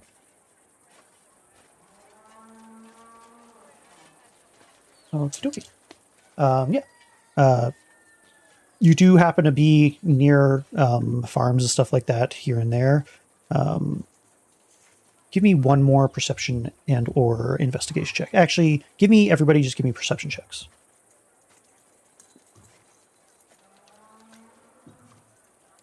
23. 10. 14 again. Cool, cool, cool. All right. 20. Thanks. Kiani and Grimbold, you both kind of see it at the same time. On the other side of the embankment, you notice that there is a strange mound of dirt up off the actual beach area. It just sort of stands out to you. It looks like it could be debris or an explosion or something, but from your side, you just can't quite tell. But it is about right here-ish, just as you guys are kind of walking back towards the bridge. It's not too far away. So All right, so like as we get here, we notice that across. yeah, And then we start to cross the bridge and confirm when we get yeah. about there. Yeah. So as you kind of go up to it, it just looks like the ground has been lifted and like there's like maybe like an explosion or something from underneath. There's quite a bit of dirt that just kind of is up and around that area. Okay. Yeah. Like a crater or something? Yeah, something to that effect. All right. You guys can give me an investigation check if you want to try and figure out kind of what that is. Investigation or Yep. survival? You can do investigation, survival, or I mean, nature. if it's not natural, then an investigation. All right. 1 second. 15. 16. You guys have to pick one, sorry. Investigation, nature, or survival. Investigation I did. 15. Okay. I'll do I don't survival. really know what the difference is, I'm gonna be honest. So survival is kind of survival might not be completely necessary here, but it could give you a little bit of a hint on whether this was used as like a shelter or something like that, something to that effect in that kind of area. Nature is, could something like this be created naturally? Could it be like an animal's burrow, like a badger's burrow or something like that? Investigation is more like, okay, trying to piece things together like Sherlock Holmes, like, was this sort of like an explosion? Like, you're kind of coming at it from different angles, Okay. essentially. Okay. I feel like Jax would probably go more investigation. Lunaris got a 11 survival. Lunaris doesn't really figure anything would be used like a shelter or anything like that. It doesn't really make much sense what this is. Sorry, Kiani, what'd you get? And what was it? I got an investigation at 21. Okay, perfect. Okay. And Gribbled, what was yours? 15, I think? Mine was 15. Oh, yours was 15. Grim, did you get the same thing? Yeah, I got a 15 as well. Sorry. Okay. And that was an investigation, you said? Yes. Okay. Yeah, Jackson, Since Grim. wait, since nobody else did nature, can I change mine? Sure. Sounds good. Okay. So Grim, it's just a little confusing of what exactly this would be. It doesn't seem like it would be an explosion after looking at it that doesn't have the same pattern. Jax, you come to the same conclusion, and you kind of actually, Kiani, you come to the same conclusion as you're kind of investigating. You're trying to figure this out, and it makes you realize, and Jax, you kind of come to the same realization that this looks a little bit more like an animal type thing, something that might be found in nature. That, but it's almost like it wants to be a den or something like that. But it's very large. Whatever was in this sort of den or whatever was moving this around, it's certainly bigger than about the size of a cow, essentially, in terms of the depth and the almost like a crater or something like that. Whatever was kind of digging around in this area. So. Guys, I think an animal did this. Well, if an animal did this, then we might be best to be on our guard. Yeah, obviously a large animal. This is strange. But yeah, Do we other than that, you see, don't like, really a have. hole, like an entrance? It's more like it's been like caved in essentially. So like Okay. something was digging in this area, and it's Nothing that I very large. So you like based on like how mundane it is, you don't get any like even though Kiani got above a 20, it just doesn't. You don't have any really background knowledge about what kind of creature this might have been. But yeah, you do think that it was likely something digging, whether down or up or something like that. It is much more likely to be a creature than an explosion or anything like that. That's what you kind of. Mhm. Maybe we should just stay away from it. Mm-hmm. Let's Continue focus down on. the river. Yeah, let's hug that river side. All right. It doesn't take you too long to get back to, especially since you kind of know where you're going now. It takes you about 30, 40 minutes on this side of the river to get where you want to. You'll kind of be right about here-ish. Okie Before you, are kind of crunching along a beach over here. When you see a boat or something like that, kind of in a bit of a clearing, or sorry, a bit of a cave or something like that down in this area over here. All right. Ooh. How do you guys think we can get to that boat? And I will That might be quickly what we're looking for. Perhaps. show you what this might look like. Oh wait, Donovich.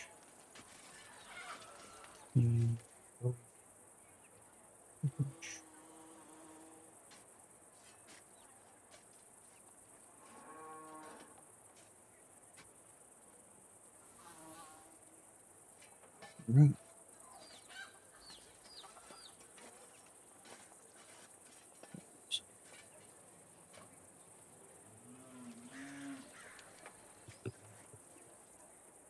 All right. So I put you guys in sort of an order that I imagine you guys essentially being in. If you guys want to change where you are, go ahead. Jet.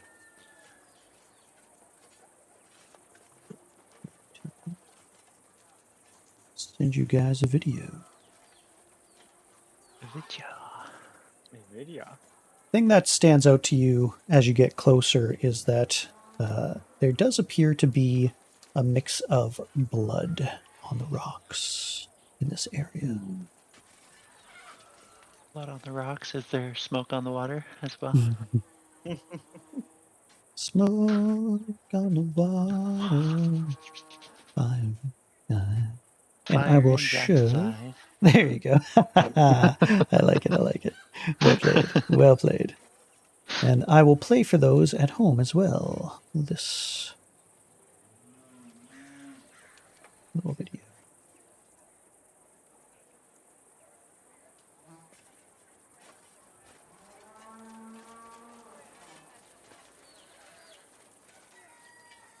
Courtesy, of course, of Benios Battle Maps.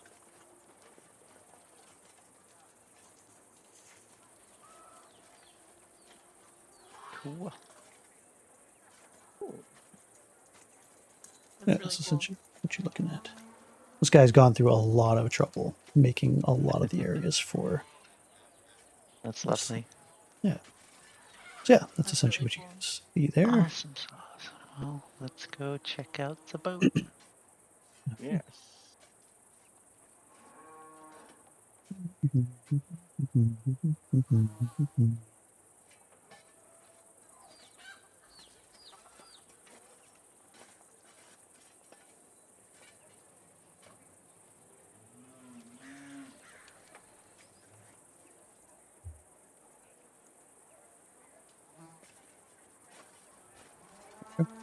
Yeah, sometimes I forget that like the different tools do different things and everything like that.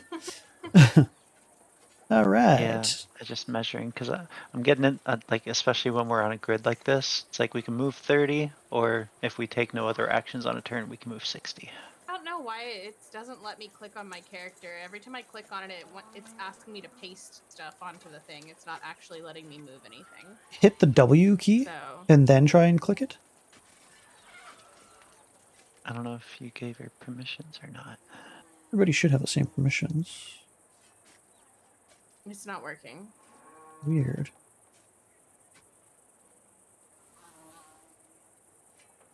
Can you click on anybody's character? Oh, I think I know. I can click on everybody's except for mine. I think I know why. Yeah, maybe what happened to me yesterday. Try that. Can anybody else click on Jax's character? Yep, I It's still can. asking me to paste something onto the screen. Yeah, I can move Jax. Yeah, that's normal with the pasting when your character isn't there. The heck? That's weird. That only Mhm. happened to me when I changed my character to a mount in the layer. Yeah, it Jax's seems to layer is be. character. Maybe try and refresh Jax. Doo-doo-doo.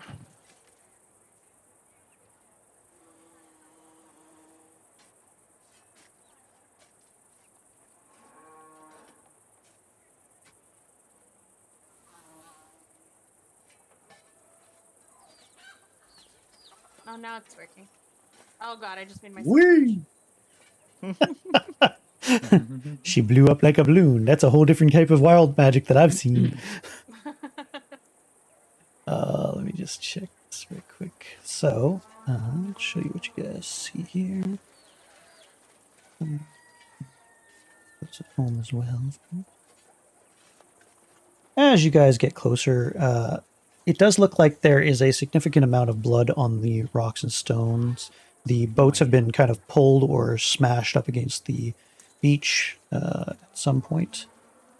This is essentially what you're seeing.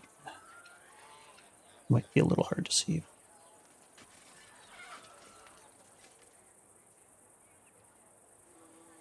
Lovely. Yeah, I can definitely make that out, like on our 2D map here too. Yeah, very, exactly. So this is kind of where you guys very are. cohesive. So yeah.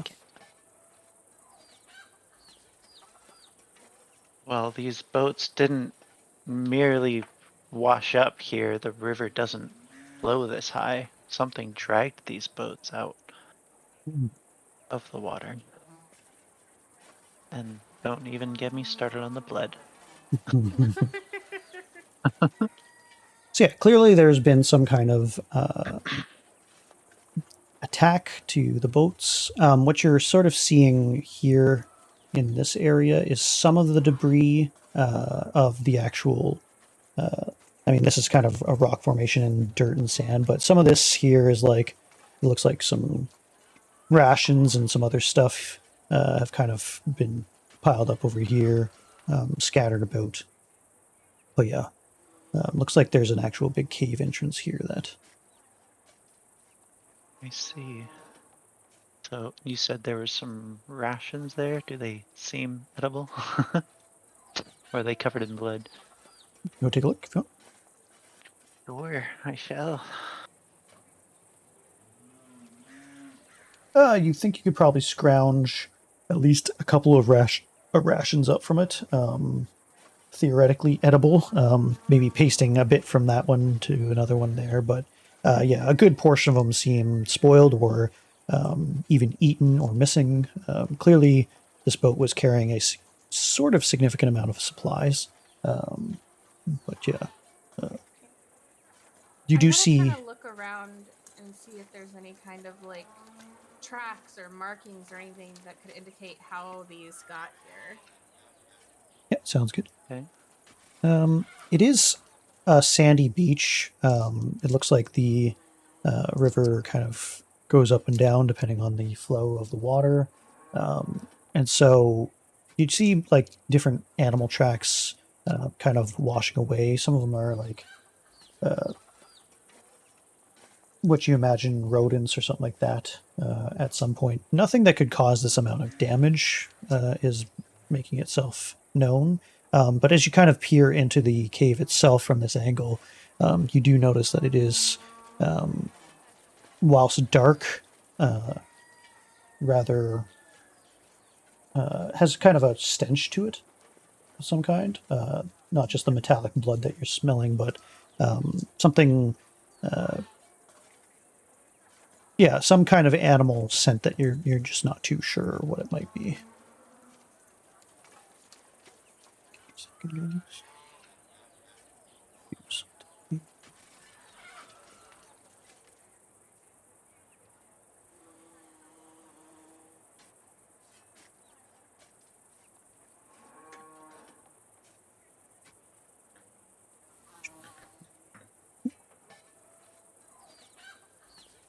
Oh, that's new. On D&D Beyond, you can see your notes on the character sheet now.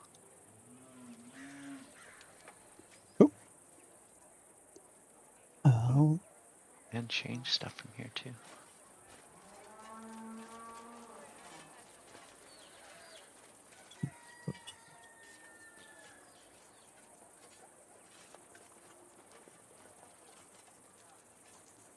as you peer inside, I'm going to say you don't quite see exactly what's in here because it is very dark, even with those who have higher vision, and though it's kind of light.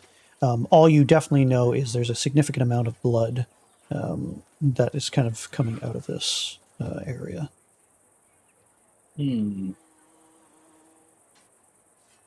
don't know if we should be going towards the blood. Well, we need to get like something back for this guy that we said we would get his stuff.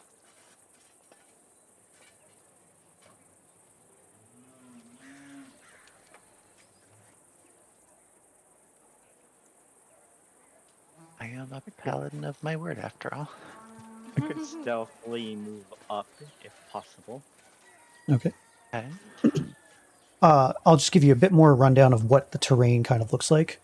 So this is, you can imagine this cave entrance is like pretty high up, maybe say 30 or 40 feet.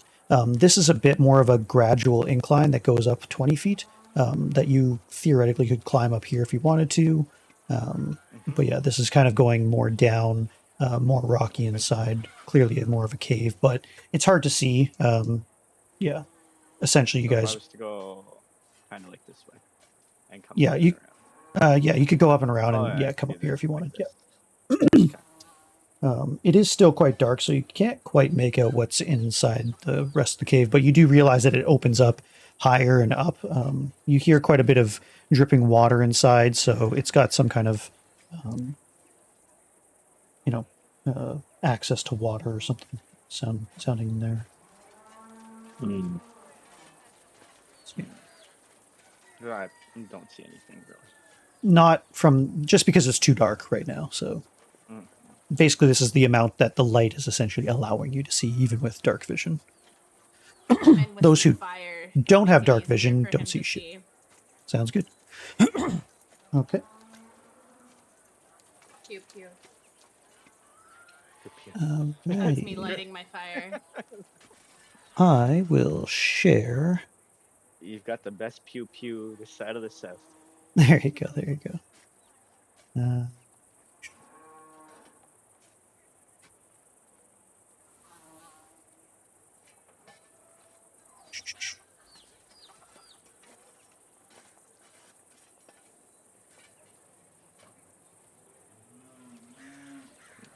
So as you light up the cave, two things become very apparent. The cave is much larger than you expected, and the contents of the cave are much more significantly... yeah. By the way, this is Benios as well, for those who want to know. Significantly concerning, as That what makes you're sense why it's seeing. There you go. And just for Okey-dokey. shits and giggles, I'll share one more video with you, since it is available. Yeah, it makes sense why it's all flows well with each other because done by the same person. Mm-hmm.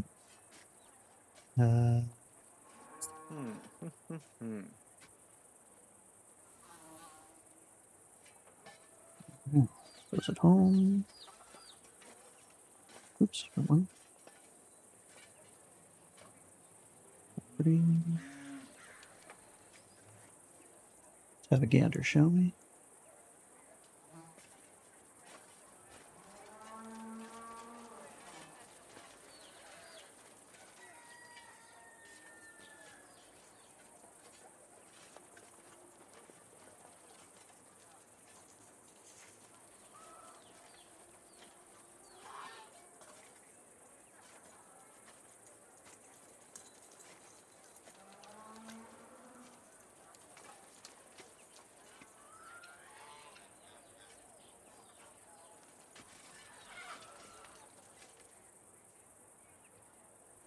Gross. Mm-hmm. Mm. Mm. I Once more, guess tip of I'll the hat to make my Benios for... way to that body. Yeah, so it's very clear that there is at least a body. Surprisingly, in decent condition, all things considered. Oops, sorry.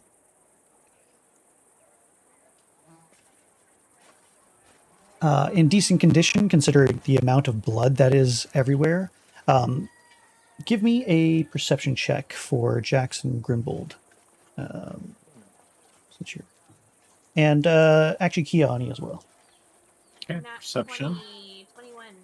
Oh, Ooh. sorry, I totally forgot to move. Okay, sorry. Using all my good rolls up. That's good because I'm getting bad ones. All 13. right. And I'm out of coffee. 17. Okay. The first things that... Sorry, Lunaris, you can give me one as well. 19. 19, perfect. Okay. The first things that you notice, except for Grim, you notice the body very clearly. It's clear that that's there. The thing you notice about it is it's missing a leg, but otherwise not as much blood that you're seeing here. So whether it's just kind of a dead body, a living body from this angle you can't quite see. It's likely dead, though, is kind of what you're guessing. Jax, Kiani, and Lunaris, all of you notice the chitinous nature of this, and the suggestion is that this is some kind of insect that has been making its nest in this cave, clearly feeding, and feeding for what you can guess, particularly Kiani and Jax, as you see these massive larvae in this area, this area, this area, and this area. Cocoons that seem to be growing and even sort of pulsating with a measure of life. Jax, however, the thing that you notice that most other people have not is that the ground beneath your feet is moving. Oh, love that Please, for us. Jax, please roll for initiative. Oh, love this for me. 10. You're so lucky. Everybody else is safe. No? There's only two of you, however, to choose from. So, actually, that's not true. Sorry, Jax, you got a 10. So I'm going to write this down on the initiative tracker here. Two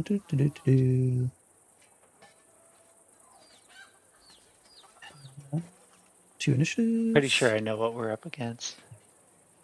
10. Okay.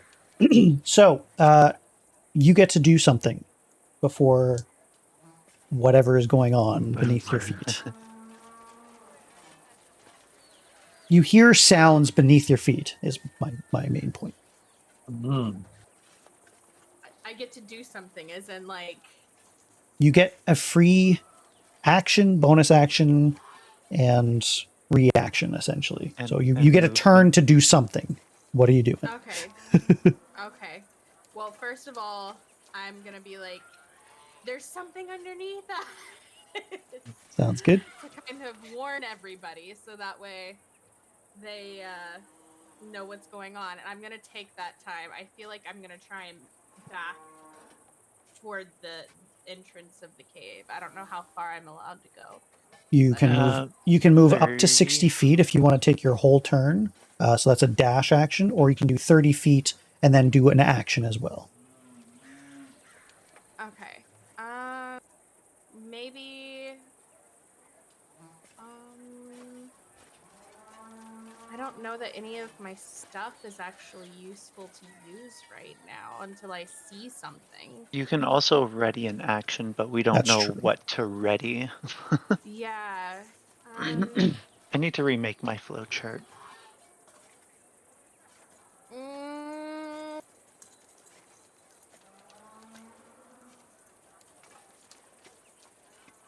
yeah, I think I'm just gonna get my ass out of the cave. Okay. Sounds good. You're... Where would you like to go? I'll Just give you straight back, 'Kay. however far I can go. 1, 2, 3, 4, 5, 6. That's where you can go. Okay. Would you like to prepare or ready an action in case something does come up out of the woodwork somewhere? Or Yeah, you can like ready a spell or... I can. Okay. Maybe I'll ready my chaos bolt.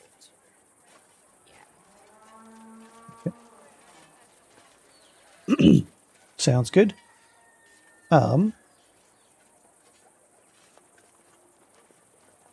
Everybody else can roll for initiative, assuming you take her concern seriously. Mm-hmm. Of course. Well, I just kind of watched her. She was in there first, and then she just ran out. Like, shit's underneath. Initiative. Yeah, so roll a Roll 1d20 plus and then dice. add your initiative bonus. It's about time I got a good initiative. 20 plus 1. Oh, wait, no. -1, so 17. 19. 10 plus 3. Keep forgetting where to add the initiative here. There it is. This one, and this one, and this one. Okay, sorry. Kiani, we had what? Sorry? 13. 10 plus 3. 13, okay. And Jax, you had Yeah, 10, you good right? Dex people. Yes, 10. Okay. Lunaris, you had 17? 19. 19, sorry. And Yep. Grimbold had The 17. 17, I thought so. Okie dokie. Okay, you guys all can take an action. What would you guys like to do? As you're kind of, particularly Lunaris, you're the first one to really notice that something is definitely within your area on the ground. You guys are higher up. Grim, you don't quite hear it. Kinyani, you kind of hear something in the area below you. Somewhere in this vicinity, something is moving below you. Let's see. So, Lunaris, you get to go first. Alright, I'm gonna cast Bless on us 3 up here. Okay. Kenyani and Grimbald. So any saving throw or attack roll you make, you get an additional d4 roll to add. That's good. And I will suggest, I will move back here behind Kenyani. And I will suggest Grimbald do the same. Like, get behind us. There we go. I'm gonna get I will fully take behind. Blessed. Bing. So behind would be closer to Jax. So you had 25 feet, so you can move up to there. So yeah. Oh, okay. Right about there then. And you all have little green halos now because this program is awesome. Yay. Gives me an ability to track you all. So that's for 10 rounds. Okay, sounds good. Sorry, what does it do again? Adds a D4 to saving throws and attack rolls. Okay, perfect. So you guys are a bit more hearty and So accurate. that goes a spell slot for me. All right. All right, Grimbald, you And said you moved? yeah, Grimbald moved. You can also ready an action if you want to, like your bow or something. Yeah, I'm just gonna have I'm just gonna pull out my bow for now, since I definitely don't see anything. Okay, sounds good.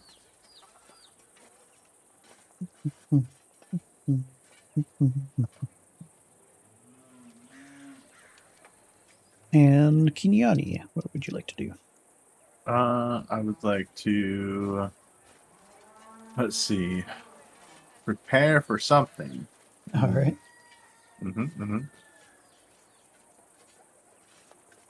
Did you want to prepare an attack, for example? Like if something pops up out of the ground or whatever, you just get ready to like heft your hammer at it or something like that? Yeah, I'm going to prepare my Warhammer. All right. So 1d8 plus 2.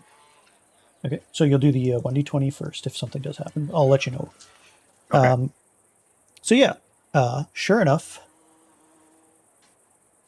something bad does occur. I'm pretty sure I know what it is too. Beetlejuice. No, the first part of that is right, sort of. I'm pretty sure it starts with an A. Just glad it's not fucking spiders, hopefully. I hope Zell knows better than to do that to me. It has an exoskeleton. It's not a spider. Okay. It's not a spider. And $25. It's an egghead. I knew it. I was right. That's what made the. Sorry, What what'd was- you say? What was that? Hands out a 25 gift certificate card to Tim Hortons to add in some spiders. There you No, go. Don't do that to me. Yes, that Love is it. exactly what I was thinking when we saw that dirt mound earlier. Had a feeling. And I'll show you what this lovely little beast looks like. Yep. I'm assuming kind of like an ant. Kind of, yep. Sort Yep. of. All right. Just by the name. So, out of the ground bursts forth right where Lunaris was at one point. Clearly was somewhere underneath your guys' feet.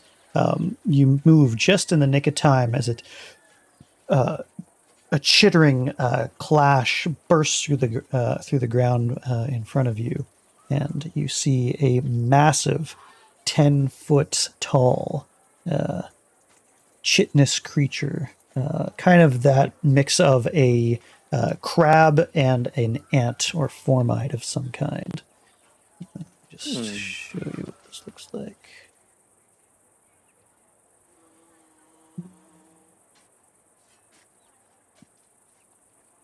This lovely beast. Primantis looking. Since you guys have readied an action, you guys get to do your one action or attack before it does anything. Yep, it is within. Yep. So Jax gets the Chaos Bolt, and Kinyani gets a smack in the noggin. I think Grimbald's the first one to choose what you want to do. This thing is easily 5 times your size. I'm gonna use my short bow and hope that I am small enough that it's a sneak attack. All right. It is technically flanked, so it is technically a sneak attack, although I believe because it's a ranged weapon in close range, you get disadvantage. Am I incorrect you are on still that? within 5. You might be right. Okay. So if you wanted to switch out to a a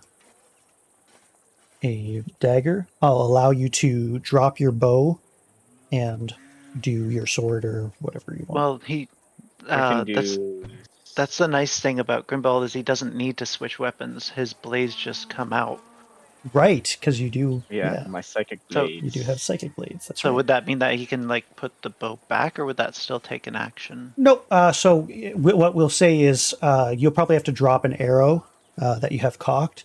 And so you have your bow, your one arrow will drop, but instead you have your psychic blade in your hand instead. Okay. We'll say I'll it just do that. happens to be instinctive at this point. The fear of a 10-foot monstrous ant-like creature activating your cerebral cortex instantly to produce a psychic blade of your immediate design or desire. All right. Something quick here. Damage is 6. Did you roll to hit first? Am I do the Oh, to hit? always gotta roll first. hit first. See if you Hit actually hit him first? before roll damage. Oh, okay. You have I a did, plus actually.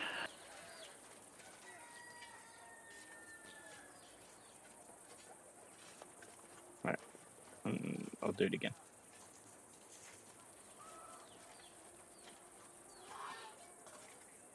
Uh, 15 to hit. Perfect. Yep. Definitely your reaction time, Grimbold. You freak out. You drop your arrow that you had cocked. It just kind of drops off. You're startled. Your hand glistens and glimmers with a sudden sharp blade as it appears in your hand, and instinctively you slash out, digging deep into the Formide's massive backside as it pops up. Now And can you did roll how much damage? 2 for damage. 2 for damage. All right. So you kind of like sort of jab into it, and it kind of oozes a kind of a goo of sorts, but a minor wound anyway. Let me just quickly do something here.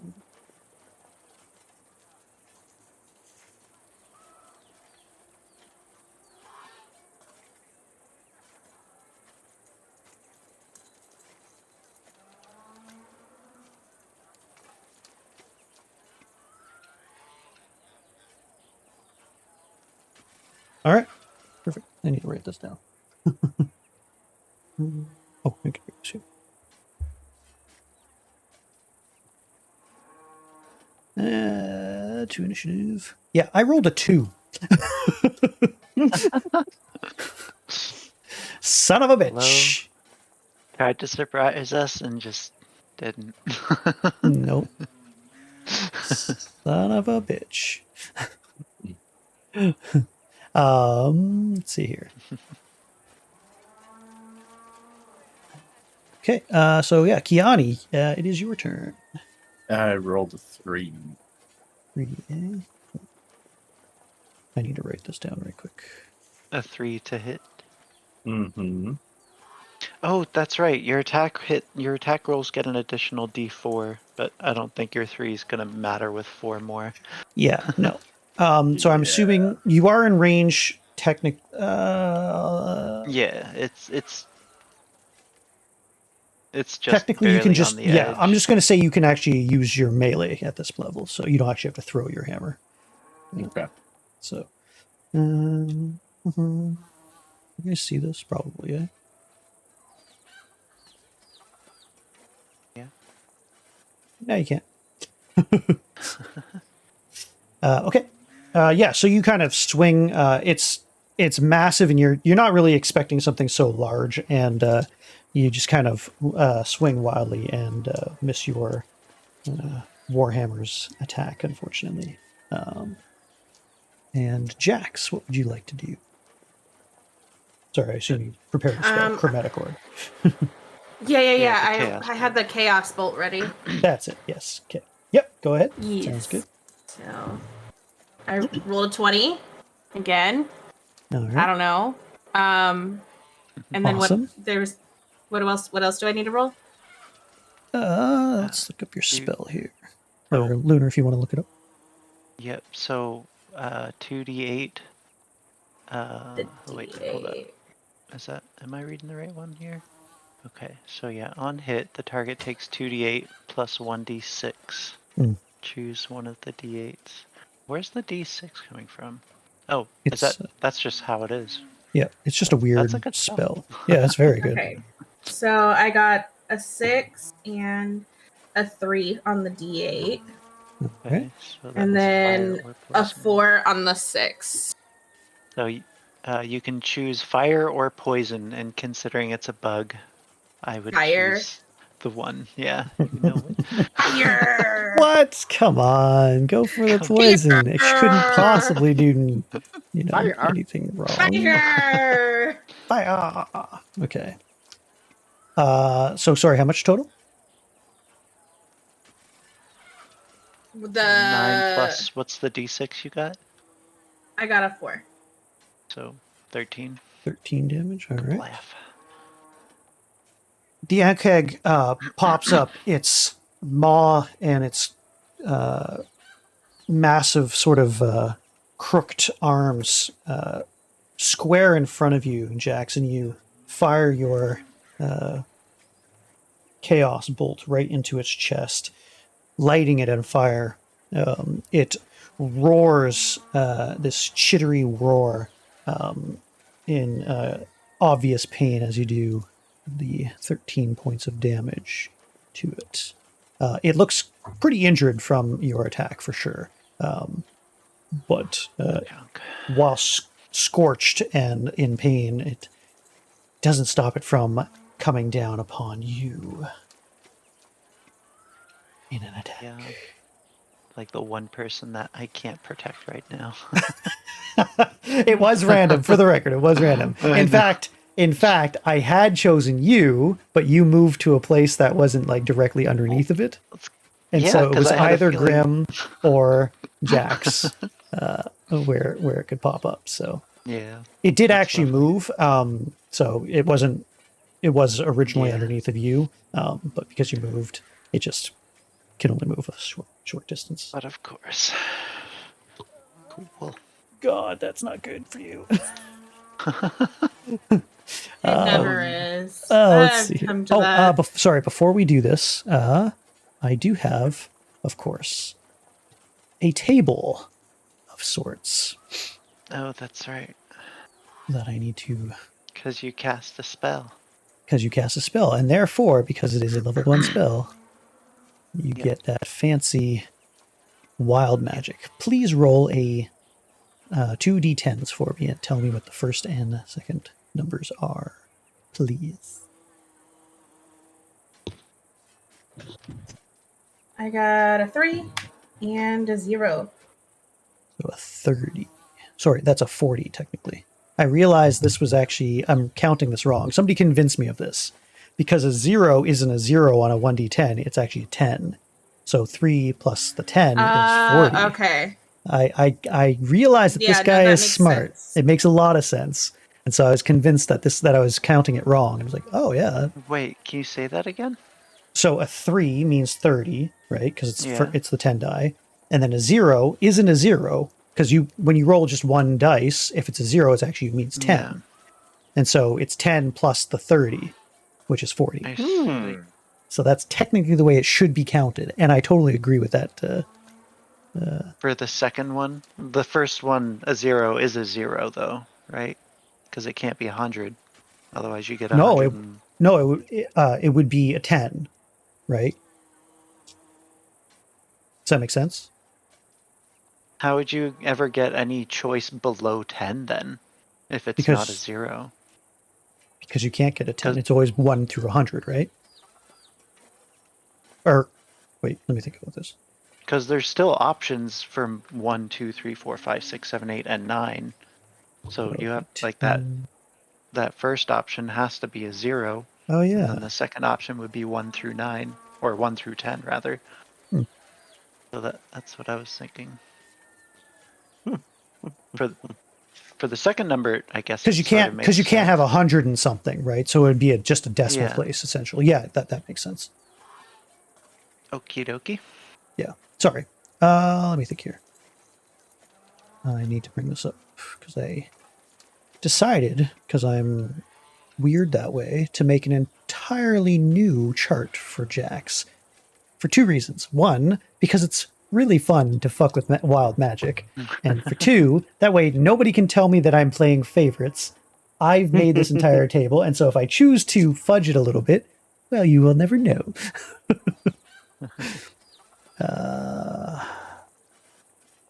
Sorry, I'm looking for where I actually put this list.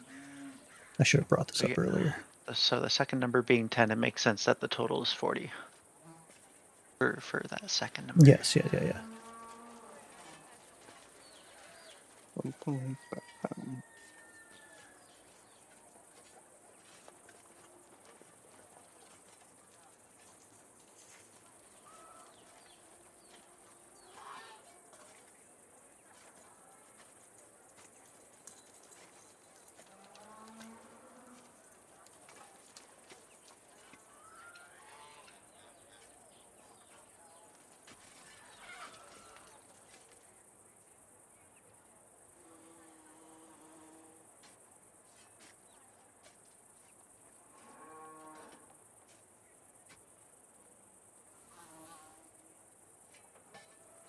Sorry, I'm trying to find the actual list here. I thought I had it saved.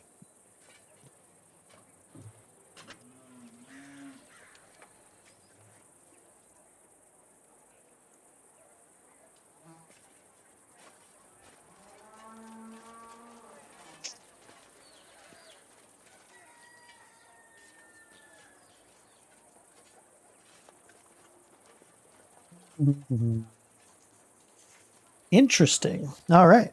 So as you, oh my god, that's so crazy. Oh no. No, you are as bad luck as you have. Apparently, you have good luck on the opposite end too.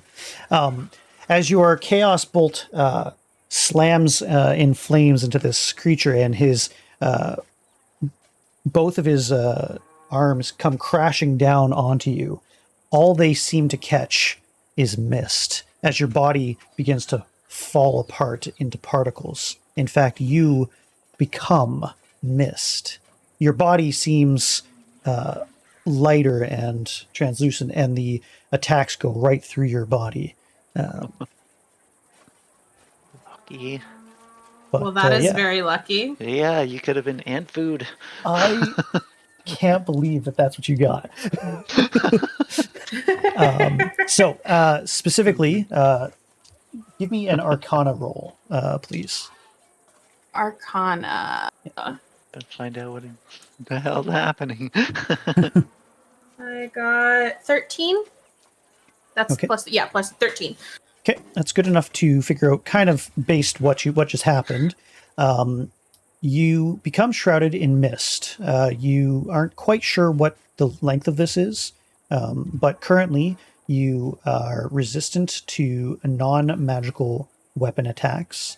Oh, no. However, you do get a disadvantage on dexterity-based checks and saving throws because your misty form, it's difficult to kind of move right now. So it's, whilst you can kind of move and will yourself and everything like that. That's amazing. Yeah, you happen to be currently impervious to physical damage, it seems. So lucky. Okay. Good job. Lucky freaking crazy person. It just looks like very confused, swearing that it should have had a nice bite to eat. But yeah. So we're back at the top with Lunaris. All right, I have my lance ready, and I'm gonna stab that thing in the side. Sounds good. Guess that's just a regular attack roll. Plus 4. 20 plus 4. All right. Yep, definitely a hit. So I rolled Just for 2d6. Just for Instead of- simplicity's sake. Oh I'm wait, gonna no, I have my lance. I'm gonna 1d12, put so I you rolled guys in- 2d12. Oh, this is gonna hurt. Where's my other D12? There it is. Alright, 2D12 plus 2. 8, 7, and 2 is 17. 17. Well, good times. Had by all. All right.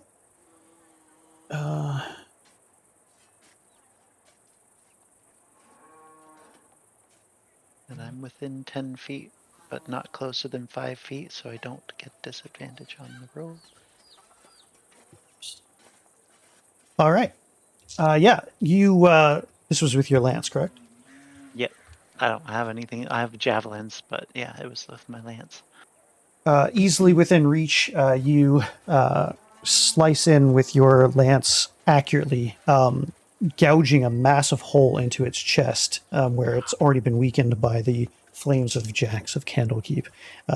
It screeches and rears up, clearly in great pain, and sort of swipes over the head of Grimbold, who definitely dodges if he even had to. And so, yeah, it is up to Kiani's next. Or, sorry, Grimbold next. I'm just gonna do another regular attack on it. All right, sounds good.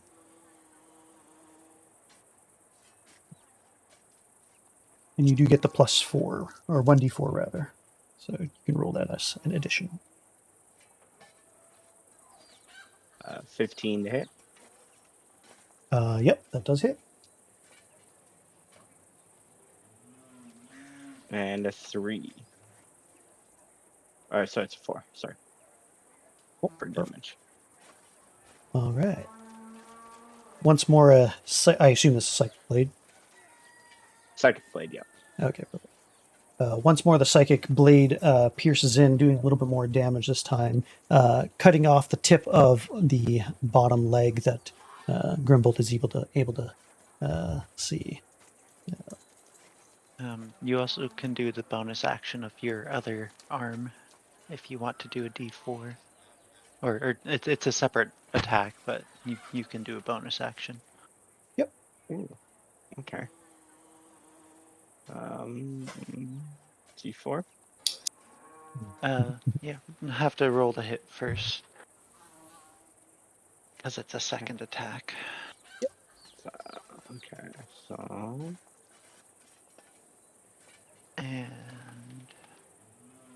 And also you get an additional D4 on that as well because of my bless.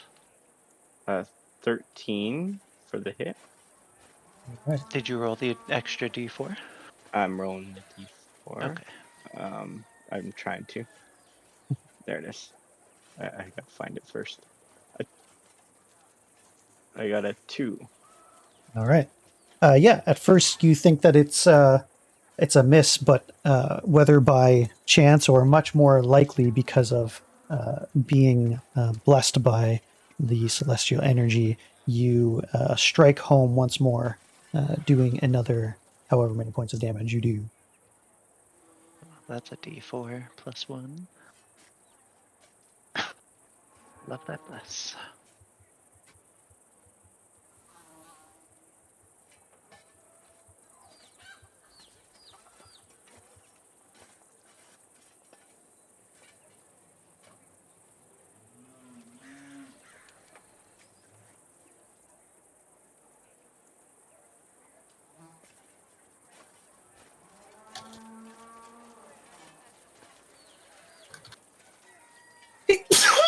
Bless you. Thank you. Ooh.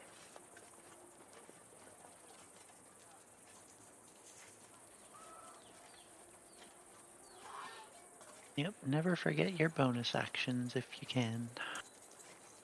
Which is Yeah. kind of nice. Grimbold with Kune action can take dash, disengage, or hide as a bonus action instead of a regular action. It's really nice.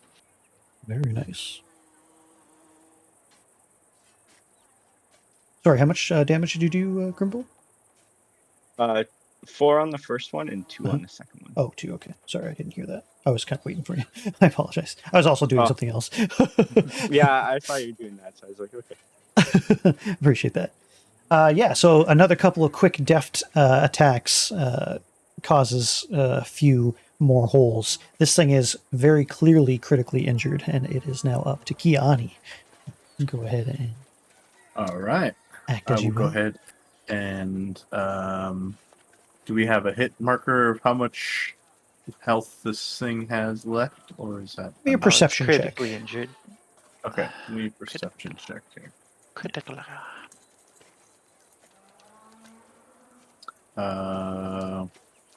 10. You don't quite know exactly how much. You can't think that this is going to take another more than 2 more hits at most, based on the damage output so far. Okay. So I will use my Warhammer for my melee, and then I will do the hit first, right? Yep, hit Yep. first and then damage. Okay. See if you hit. All right. Okay. So I got a 14. 14 does hit. Plus, nice. So Plus you don't one even D4. need the D4. Yeah. You can roll a Yeah. D4, but that's fine. You don't So have to. that's a guaranteed 1 essentially. So, but it sounds like its AC is 14, because 13 probably wouldn't have hit. So go ahead and do damage. D10 plus 2.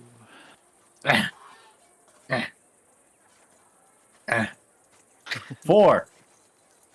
4 damage. All right. You score a great hit on its back. It screeches in pain, quivers. It seems like it's pretty much on the precipice of dying, but it is not quite dead yet. Jax and Grimbold, give me a perception check, please. 14. Okay.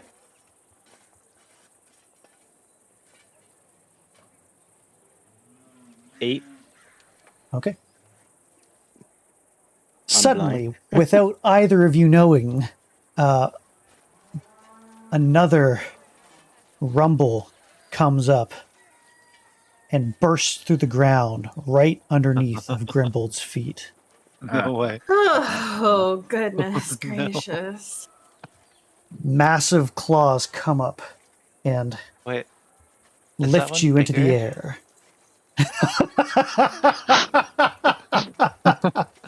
I don't know what you're talking about. Let me Am I about to go for a ride? let me go ahead and do this real quick as well. Add a second egg on there. Excuse me. Yeah, I kind of had a feel. I was like, not metagaming or anything, but I felt it kind of odd that there was only one, because they usually are in packs. Much, not a much larger, but a reasonably larger version of the first, and more of a orangey yellowish hue to its carapace, lifts Grimbold into the air. What's your armor class? My armor class? 13. 13. All right, sounds good. Yeah, so much. It grasps you in its massive arms and does. What are we thinking here? Yeah. Oh, okay. 6 points of damage. Okay. And, He's within 5 feet of me. I can use my reaction. And as intercept. it does so, it spits down on you at the same time, acid yeah. eating through some of your Hot. armor. Let me see if I actually hit you though. Yeah. So, am I able to an- intercept the damage he took? for the melee damage, yeah, you can mitigate it. Yeah. Yeah. Okay. It's a reaction, right? Yeah. Yeah. Because he's within 5 feet of me. Yeah. So Alright, you can do the. I reduce that damage by 8. So Okay. just the 6 is nullified. So you still take the acid damage. Which is 5 more damage for acid. Okay, so you just take the 5 damage then. 5 damage. regardless So of the 16. Okay. damage, it tries to suddenly grapple. Oh wait, that's what I was saying. If the target is large or small, it is grappled. Yeah, it's just just grapple. You're As long as I small. hit, as long as I hit, as soon as it comes up and grabs you, the damage is mitigated briefly as suddenly the reaction time of Lunaris slams the full force of a lance between the claws, preventing it from closing onto your skull or onto your small body. Unfortunately, the acid and the just the sheer momentum, the creature bursts out of the ground, grabs you whilst not doing as much damage. Its maw is slathered with acid, covering you, and worse, as it comes up and out, it slams back into the ground, dragging you under No. the sand. Fun. Bye, guys. The second one, critically injured and definitely afraid for its life, also burrows quickly under the ground. Man. No. And Well, you does guys, Jax have her turn before that one nope, dives? nope. Oh. So it does appear that you are missing a companion. One, And I'm still missed, yeah? and you are still missed. That is correct currently. Probably Love this. It is Jax's turn. missing. It is Jax's turn. Let me just add this to. I still rolled shit for this guy, by the way. I only rolled a 4. Enough to I'll steal me away. Jax, I think you need to use up that level 1 spell. or add a, like, take away one of your slots. I don't know if you did that yet or not when you cast Chaos It's Bolt. got a little thing on it, so I think I did. Okie dokie. Um, And, okay, looks good. Grimbold, can you just move your yeah. character back to where it was for a second? Oh, Can you even see it? Probably not. Okay. no, I can't see it. It's okay. That's good. Just give me. First things first, before we go further. So it's Jax's turn. What would you like to do, Jax?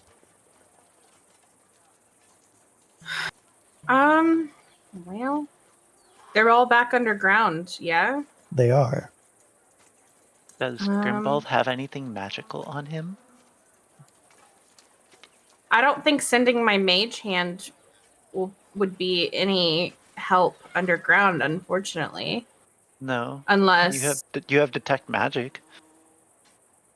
yeah, but right? I don't know that that's useful either for what we're encountering. Yeah, it's only within 30 feet, so it's probably. I wonder, it says, okay, so from Mage Hand, it says you can use the hand to manipulate an object, open an unlocked door, stow or retrieve an item from a container, or pour contents out of a vial. Could I use the hand to go underground and try to grab Grimbold?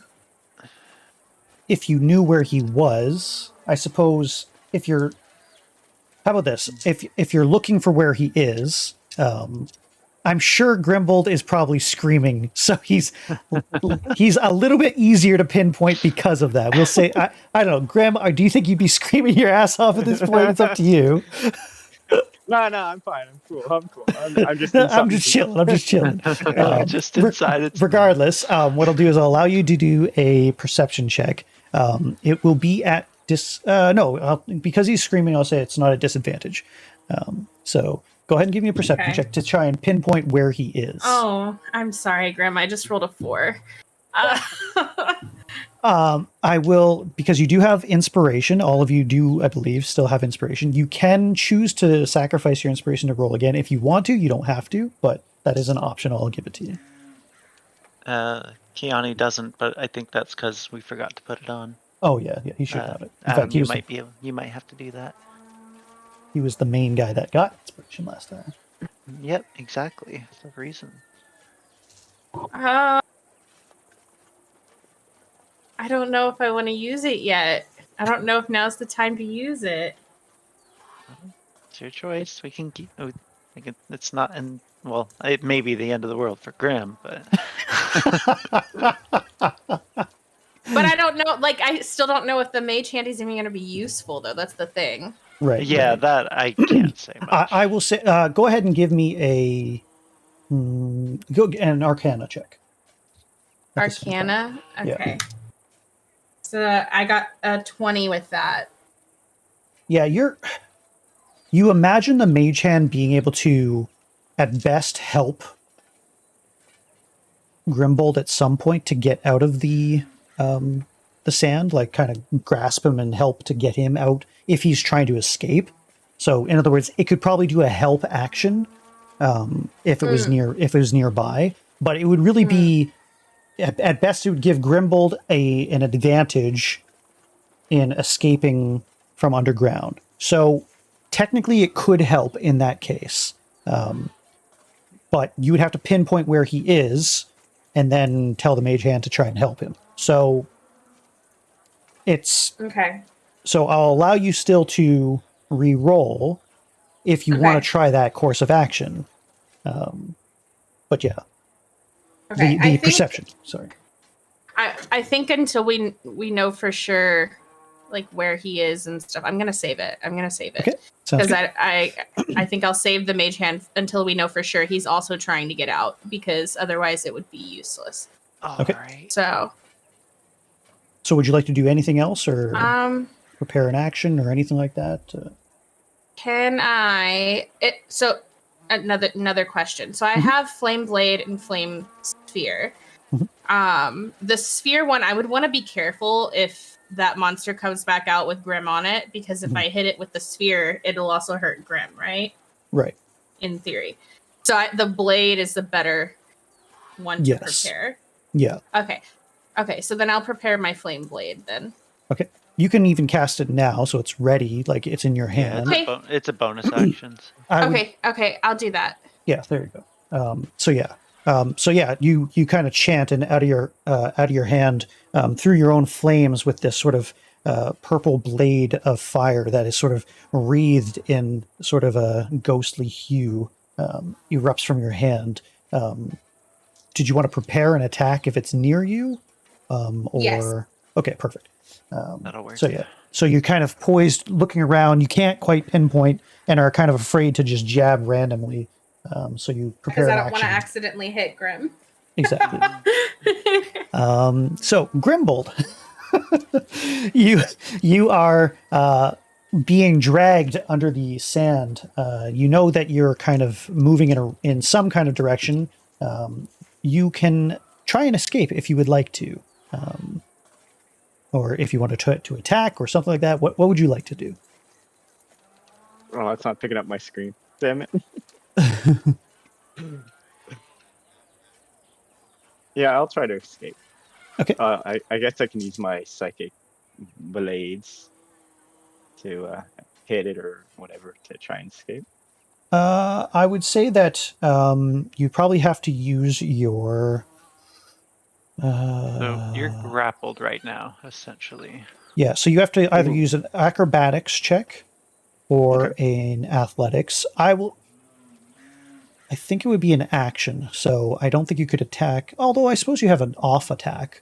Yeah, you can still use your bonus action to attack with the D4. Sure, if you want to do the off hold up. attack. 1 sec, because you also have another bonus action for, what was it, hide, disengage, and dash?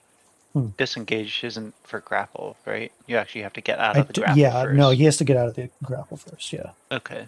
So it's up to you. What I'll say, here's what I'll say will happen. If you escape, you'll be basically out of the sand for the most part. And you can then save your bonus action then to try and piece the fuck out and get up or something like that. Okay. But yeah. Let's do that. I'll go with the escape. Okay. Give me an athletics or a acrobatics to try and escape. How are you escaping? You're trying to wiggle your way out, or you're trying to wrestle it open? Well, I do have a crowbar with me, so I could technically use my crowbar to kind of wiggle out. Give me a little bit. Or no. I wouldn't say it would Nah. work that Okay. well. So I'll just yeah. wiggle. Okay, Just a sounds wiggle. good. You're kind of just wiggle. using your dexterity mostly, trying to outmaneuver the thing under this ground. What Oh, you I do failed. realize? No, Would you I roll? failed 3. That's 3. All right, same deal. You're welcome to use your inspiration to try and roll again. It's up to you though. I'm gonna hope that they save me.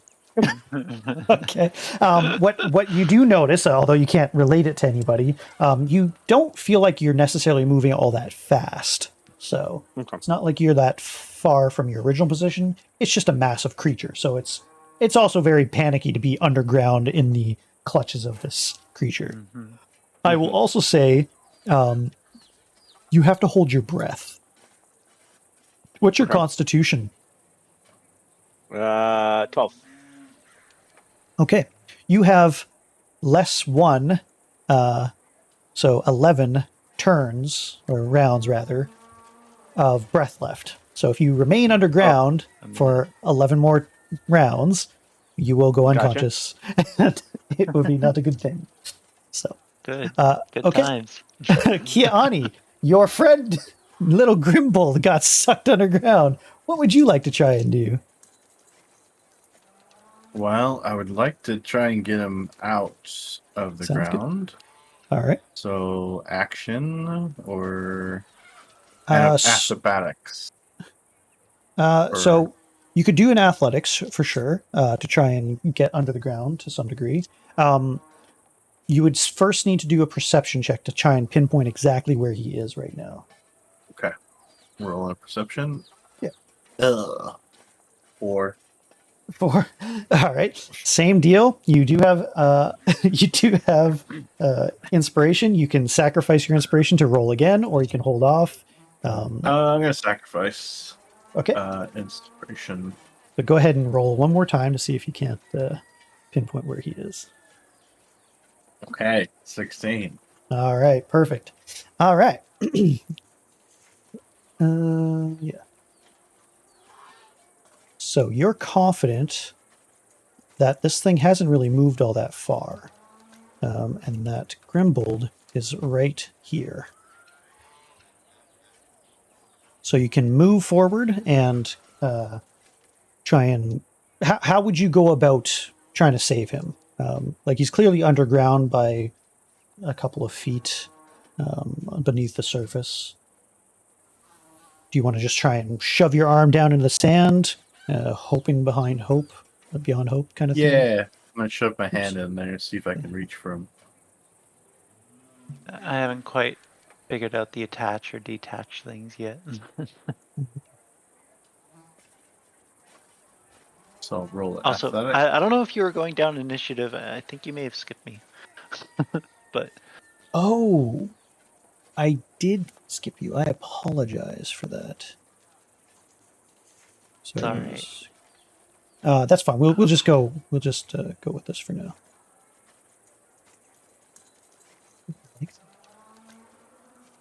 Oh, because there we go. That's why. There we go. Perfect. Sorry, what did you say you were doing, Adam? Athletics. Okay, so you're just going to try and pierce down on the ground, like strong arm him up? Yep. All right, give me a roll. 17. 17?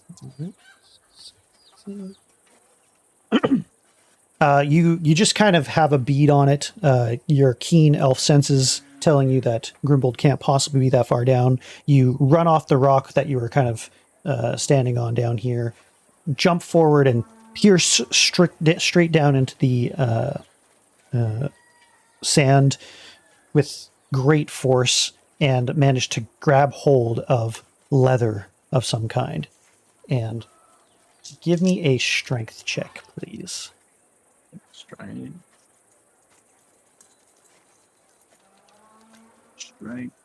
check. 19. All right.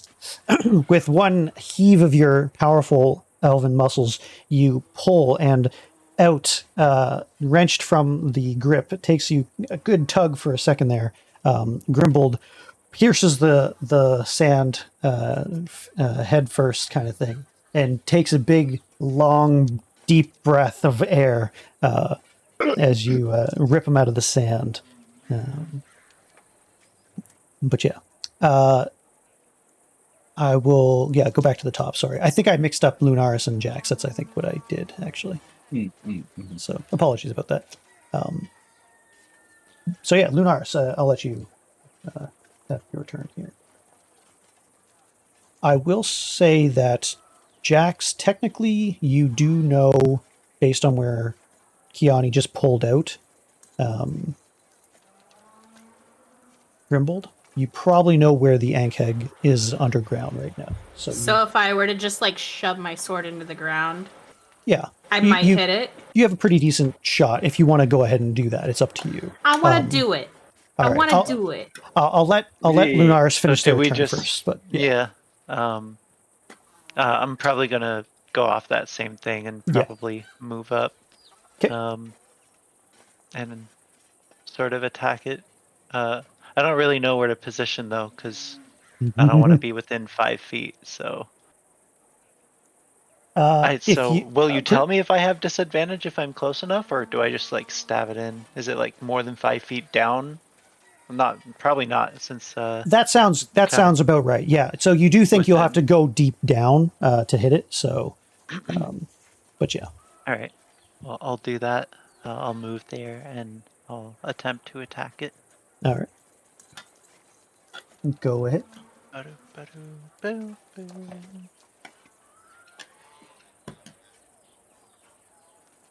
That's another 20. Well done. Maybe I should use my other dice. Running that one dry. There you go. There you go. All right. Kind of in concert almost with Kiani, who tips you off exactly where this creature is. You drive your lance deep down into the sand and strike home, doing how much damage? 1 second. 6, 7, and 2, so 15. Mm-hmm.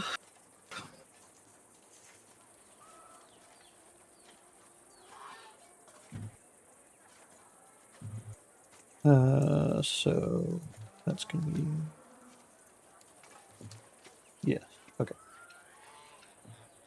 You can, as you kind of pull out, you see it sleek with sort of a viscous liquid, blood of sorts, but definitely more insectoid in nature, clearly not humanoid. Yucky. All right. Yeah, it's very icky. 1 second. I'll let you finish up. Do you have anything else you want to do? I wanted to do the Divine Smite, but I can't find that on my list of... Oh, there it is. So it says, when I hit with a melee weapon attack, I can expend a spell slot and deal an additional 2d8 extra radiant damage. Damn. So I think I'm actually going to do that. Sounds good. It costs another spell, but hey, I still got 2 slots, so I'll have 1 left after this. It's a big one, so I may as well. Plus 1d8 for each spell level higher than first. I only have first right now. It's not a fiend, right? No. It's an insect? Okay. Yeah. It's a monstrosity, specifically. So an additional 6. Okay. And... light erupts from your lance, piercing down deep into the ground.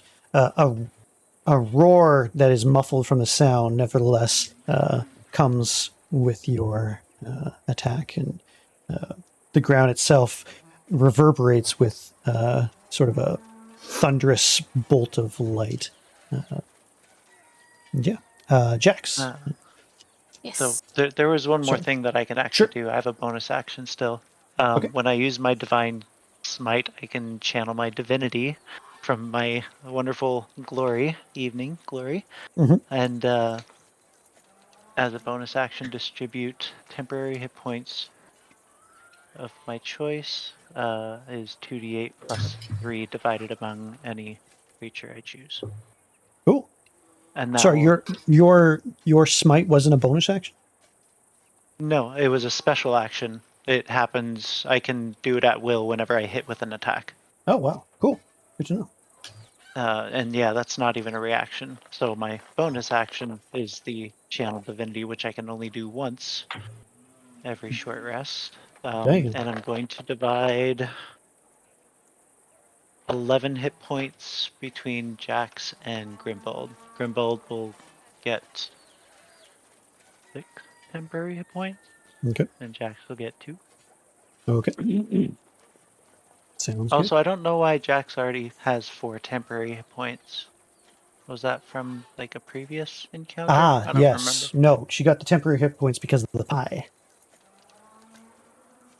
remember. Oh, okay. Because I ate the pie. You ate the pie. That's right. And I Right. think that lasts for unlimited time until you lose it, right?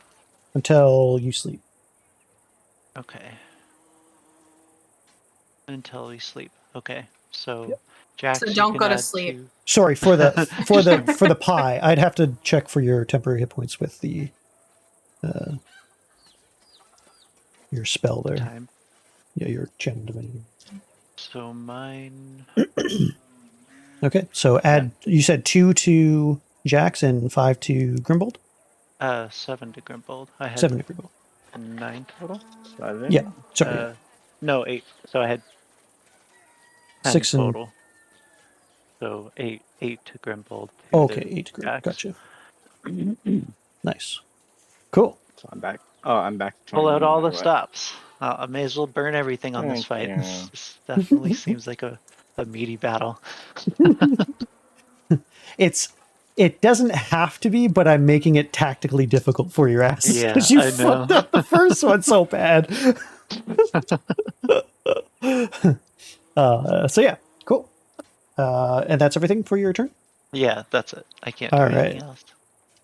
Seeing the big beacon of light underneath the sand, you're pretty confident, Jax, that you know where the Ankheg beneath your feet is and can strike with your blade should you choose to do so. I rolled a 5, a 2, and a 2, and then is the hit DC +4 added to that? No, it should just be your damage die for the flame blade. Let me check. Do you want to check Yeah. double check the damage on that one?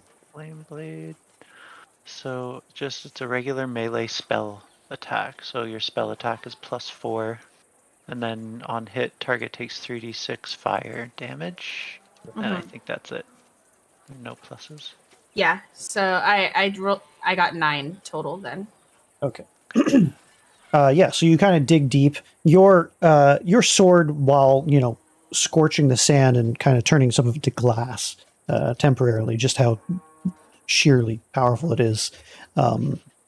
It just doesn't have the same reach as Lunaris, and you're kind of still blind as you strike down and don't seem to hit anything. But yes, okay. How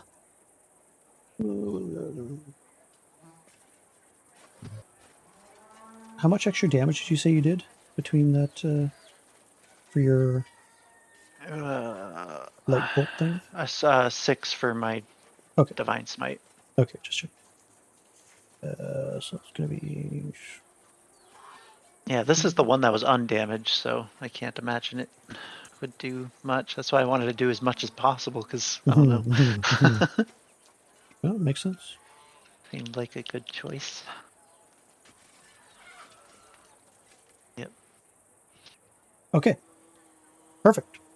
Good to know. Yeah, so beneath your guys' feet, you hear rumble, rumble, rumble, and rumble, rumble, rumble, but nothing seems to surface. It is technically back up to Lunaris, I suppose. Sorry for that miss. I'm just going to reset. I apologize for that. It happens. Okay. So, I want to ready an action. Okay.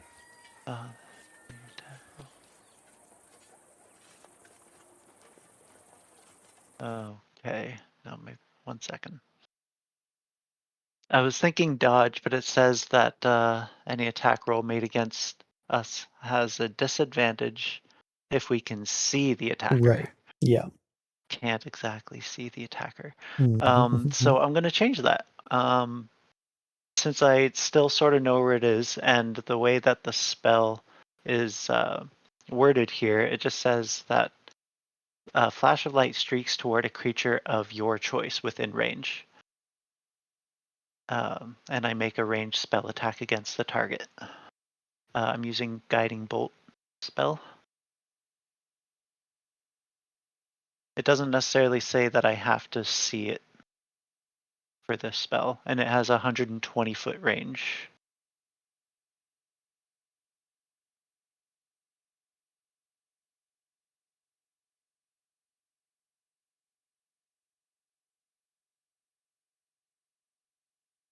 I mean, it's not magic missile, right? So it's not just kind of a heat-seeking missile that you know where things are. That's true. 'Cause It's called Guiding Bolt. yeah, I feel like it kind of is. but because it's so here's the distinction that I would say ruling wise.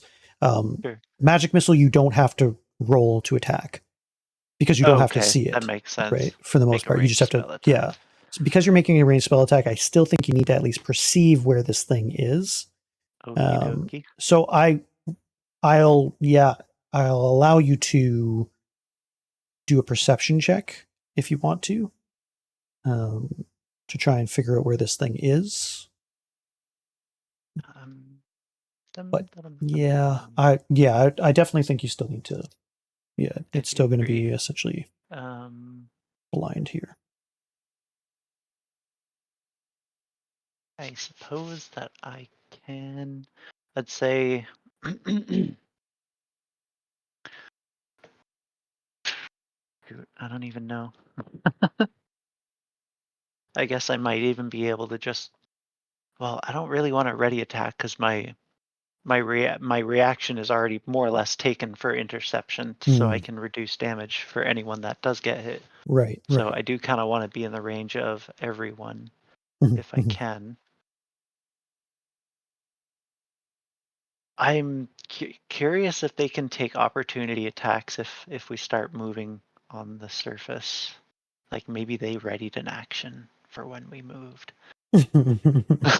So I don't even want to move right now. All right, let's do the perception roll. Okay. See, I'm an overthinker. I got to think of this stuff. That's fine. It's fine. 11 plus 1 is 12.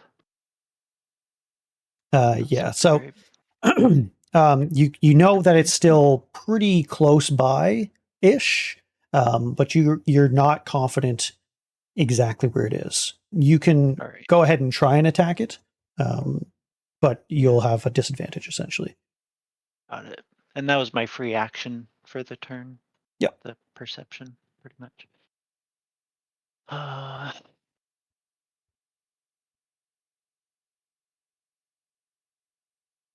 If I attack with the spell and I actually hit it, it will illuminate it with light so that everyone else can see it and they get advantage on attacks against it.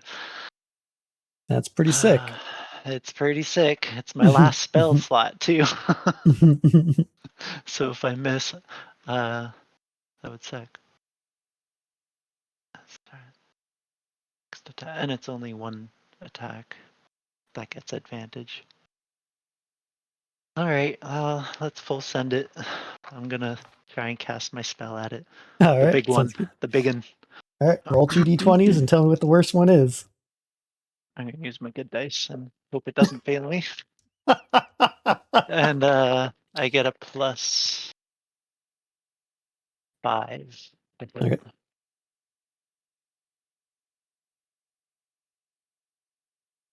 7 plus 5. And then I get an additional D4. Okay. Yep. Blessed.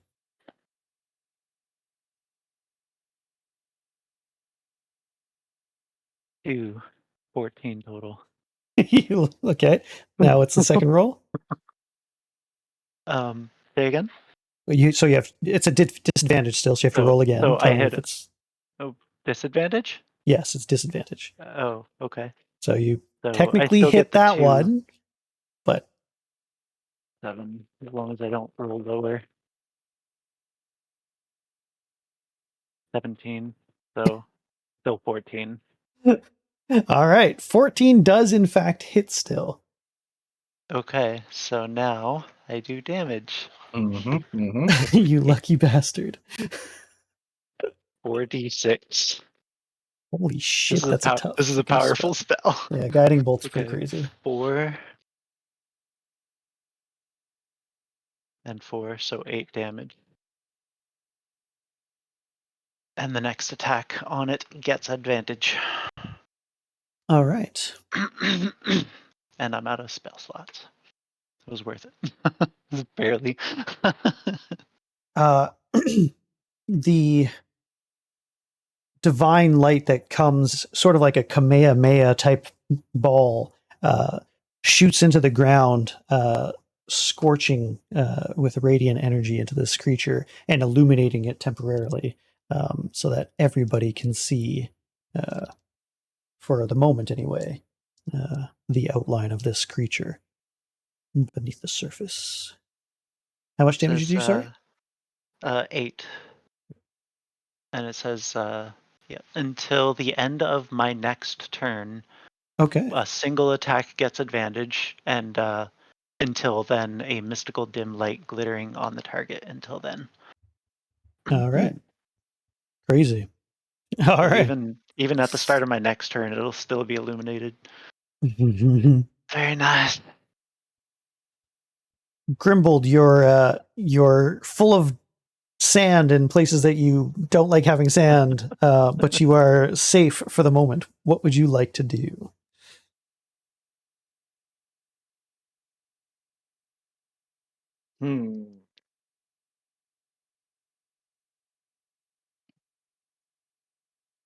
So for those who might be wondering like how deep this thing is, it really is just below the surface. It hasn't gone straight down or anything like that. So it's kind of just tremoring under the surface. So it's not like 5 or 10 feet down. It's It's maybe the graboid. like a foot. Yeah, pretty much. You're fighting tremors right now in ant form. Kevin Bacon, where are you? That's right. Yeah. I'm just gonna do a blade attack, second blade attack again. Okay, sounds good. Yeah. So I guess you get an advantage. You said, Lunar. Yep. So the next attack does get advantage. So you All right. can So roll twice for your roll first twice. attack. I got a 7 for my hit. Okay. Which I don't believe does. Roll again. But you can roll again because it's advantage. Okay. Ooh, that's better. Mm-hmm. That's a 17 plus 3 for 20. There you go. Nice. So yeah, go ahead and roll damage. And let's hope this helps. A 3 for damage. 3 total. Yeah, you 3 have total. a +1. Okay. 3 total. 2 plus 1. And all then right. you can attack again with your bonus action. Yep. At normal attack. So your offhand can jab into the ground as well. Same one when 1d6. You have to do your roll separate to attack attack first. Yeah. Yeah. Like if you know you're gonna attack with both attacks in the turn, you can more or less just roll twice, like roll for the hit one and then roll the other attack and then do all damage at once. Okay. Even. I didn't mean to hit that. If you're wondering what that was. I didn't hear anything. I was gonna say I got an 18, but I got a 16 and then a 6 for the damage. Okay. It was a D4 for your second attack. Oh, D4? Oh, sorry. Yeah. You rolled the D6 for the first one, did you? Or was that your D6? Okay. I rolled. Oh, that's right. So you said 3 before. It So says yeah. 3. Another 3. Another 3 with the D4, you mean? Yeah, a 3 with the D4. Sorry. Cool. All right. 6 total. With kind of vengeance in his blood fueling the psychic blades, he drives down into the ground twice. They hit home, and a pool of gurgling goo seems to go up, and the creature seems to still beneath Grimbald's psychic blades. Try to eat me now. How do you like me now? However, there is a more moving behind you somewhere, Jax. Yeah, there's a second one. So it is, but of course, and Kiani, you also hear the same thing. So it's Kiani's turn.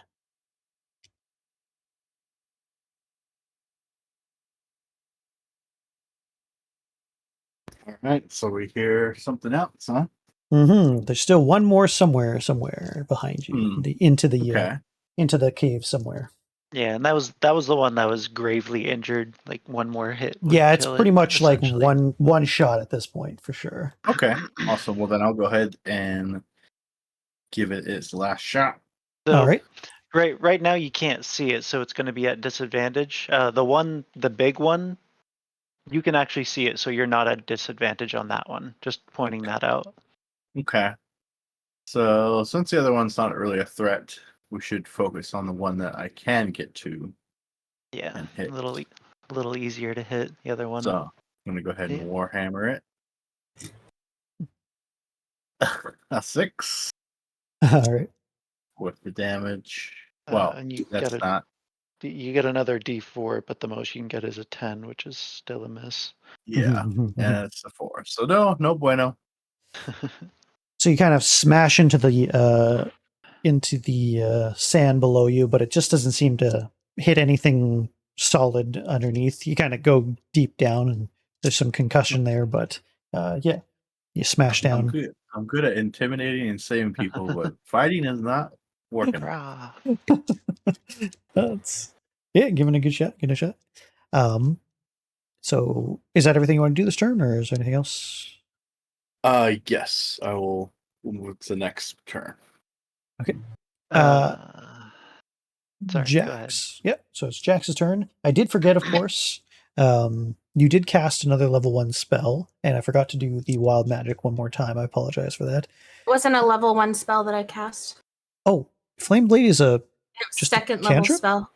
Oh, okay. Never mind. So it's, but still above Is it a level. only first levels? No, it's anything level 1 or above. Okay. Sorry, in wild magic. Oh, okay. Okay. So go ahead and give me another 2d10 just to kind of back up what we did there. Just see what happened. I got, that is a 9 and a 4.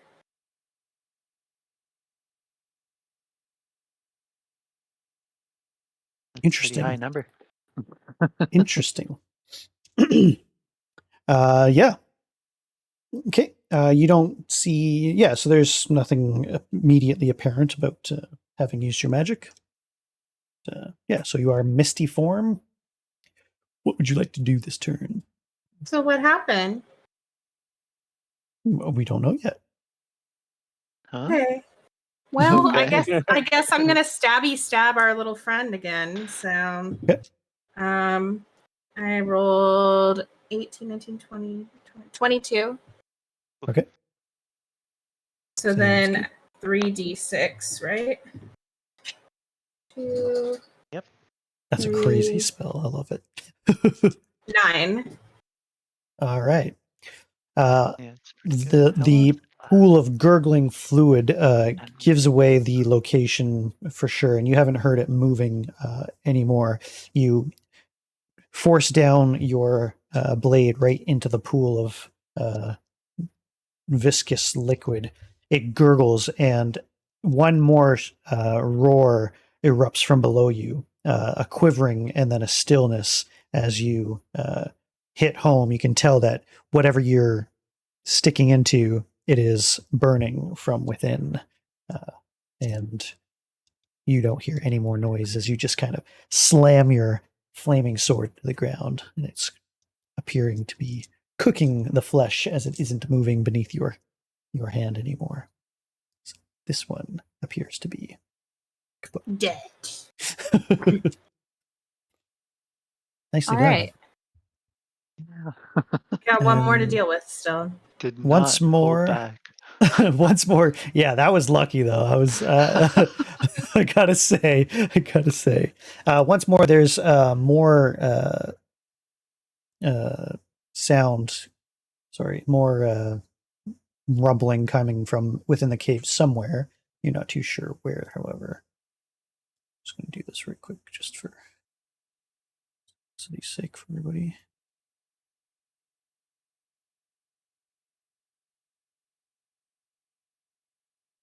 Let's see the whole thing.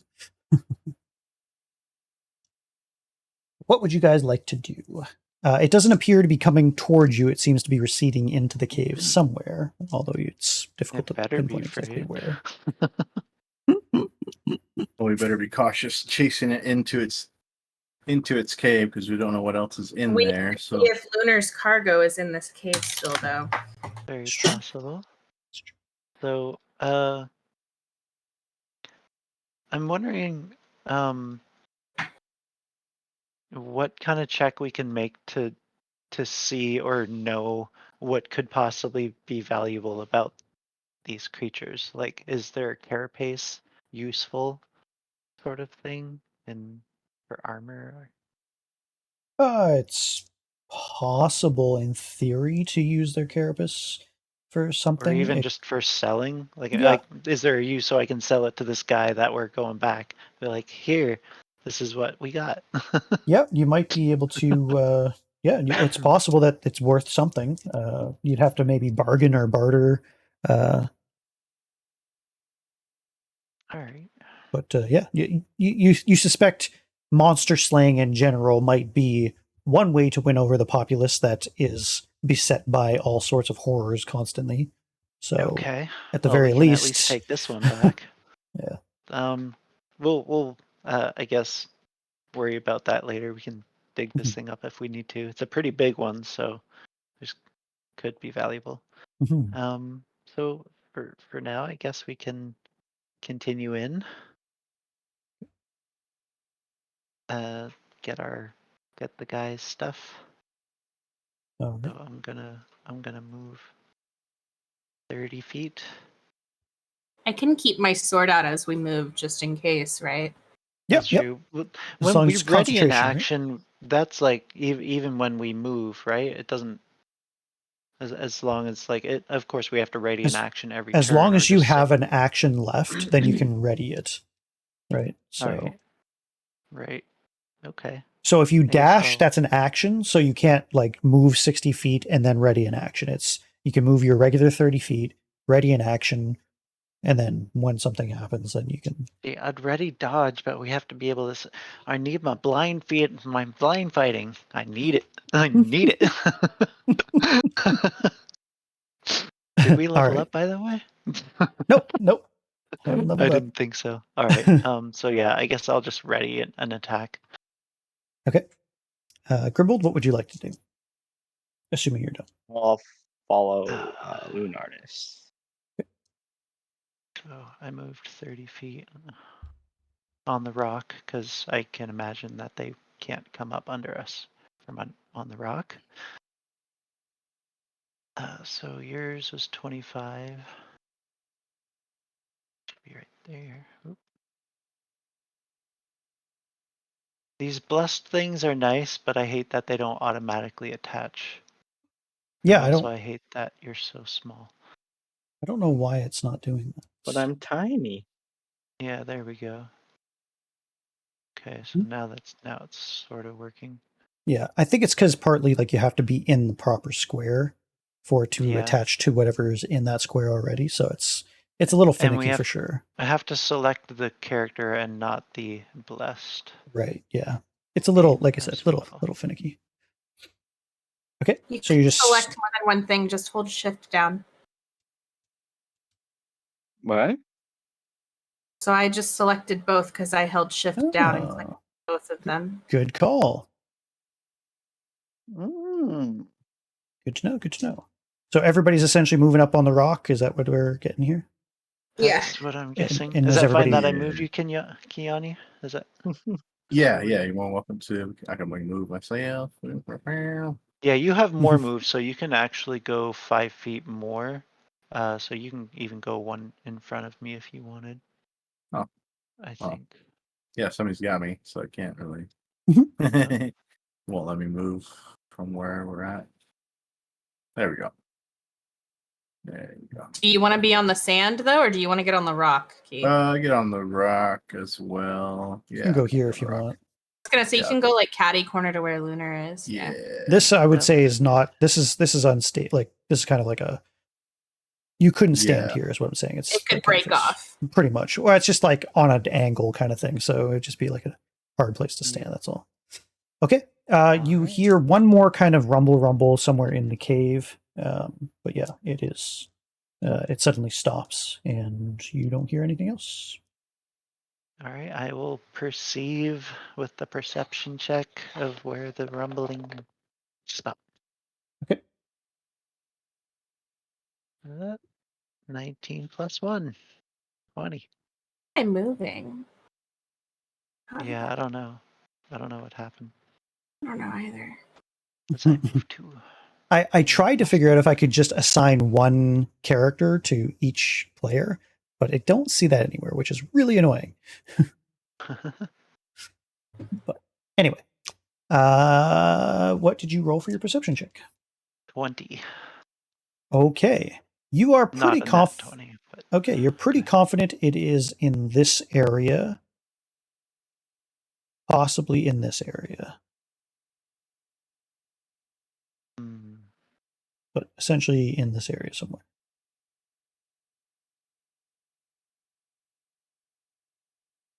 all right, I'm going to just like randomly throw a javelin in that area.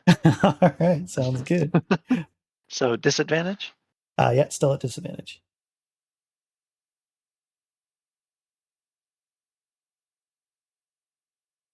16 and 19. Oh wait, no, that is a 19. So 16 plus 4 is 20. If you can find it, I can use my mage hand, by the way. We just have to find it. All right. Go ahead and do damage, I guess. Did not think you'd be able to hit it. It's not much. It's a d6 plus 2. But that might be all that we need. 2 plus 2 is 4. It had 3 hit points. Oh no. Just like, phew. Whether through the blessing, divine sight, or just Oh. pure bloody luck, a well-placed javelin sinks into the sand, and just below the surface, you hear a chitinous roar. It rises and comes out of the sand, kind of screaming, curls up, and then suddenly shudders one last shudder as death takes it. How did you guys do that? Hate it so much. And, yeah, so you have a Listen, after what happened to the death house, I think we Yeah. deserve this, okay? Yeah. I was expecting this. I knew exactly what was gonna happen. I was ready. But I Alright. used everything. Well, I do have some heals. I'm gonna use 5 of my lay on hands on Grimbald to heal the acid. Also, Grimbald, I noticed you added like heal health. Yeah. Is that what? Temporary hit points is different. If you click on the temp, let me double check. Yeah, if you click on the Which temp where there's the 2 lines, it's off to the right of your. Oh, okay. So add 8 onto that. Um. And you can leave your hit points because I was gonna heal you anyway. Gotcha. Okay. No one else got hurt, right? Yeah, you guys. No. Oh, You because guys Jax did. almost got I'm smashed. currently missed. I'm still currently missed. So, Yep. Misty. What So this happened has to been you? what, round Oh wait, 5 or 6 now, I think. Yeah. and we don't even know what happened with your 94 roll, do we? Nope. Okay. So you're missed. Yeah. So you Missed have you. 2 corpses. Do we even see the mist? Yeah, you guys Of see her. Jack? So she's essentially she- Probably see coalesced my in her. sword. Yeah, you kind of see Yeah. her form essentially the same. It's just like pulled apart and like translucent, almost like you're seeing her in like a mist, except she herself is the mist. I'm sure there's still little wisps of fire in the mist too. But yeah, the flaming That's sword cool. definitely provides extra light and illumination to the weird form that she's currently maintaining. That's pretty You're cool. just one with you're just one with the elements, aren't you? No. Steam and fire. Yeah. So, Well done, yeah, Ani. everyone. Well done. Nobody else notices this, but just because your passive perception is higher, what you have noticed is that the death of these creatures, known as Enkek, has apparently agitated at least one of the cocoons, and it seems to be writhing a little bit more than it was when you first entered this cave. Also, Grimbold has a high perception passive as well. Oh, okay. So yeah, sorry, Grim, you see the same thing. Grimbold and Okay. Keone. Thanks for that. I'll even say it is this one that you guys are kind of seeing kind of quiver and something inside's like rolling around or something. Okay. Did we just kill mom and dad? Maybe. Probably. Shall we? There's something moving in that corner back there. Should we go over there? If we do, I would possibly think that it would be to finish it off. Maybe. We need to find your cargo still. So in order to do that, we're gonna have to make ourselves safe or find it and just bolt. All right. So Let's go. I've got a long pokey thing. Let's go poke it. Got a long, pokey, fiery thing. So Yeah. So, All right. Are you I'm just gonna- attacking the one? Or are you guys going after all of them?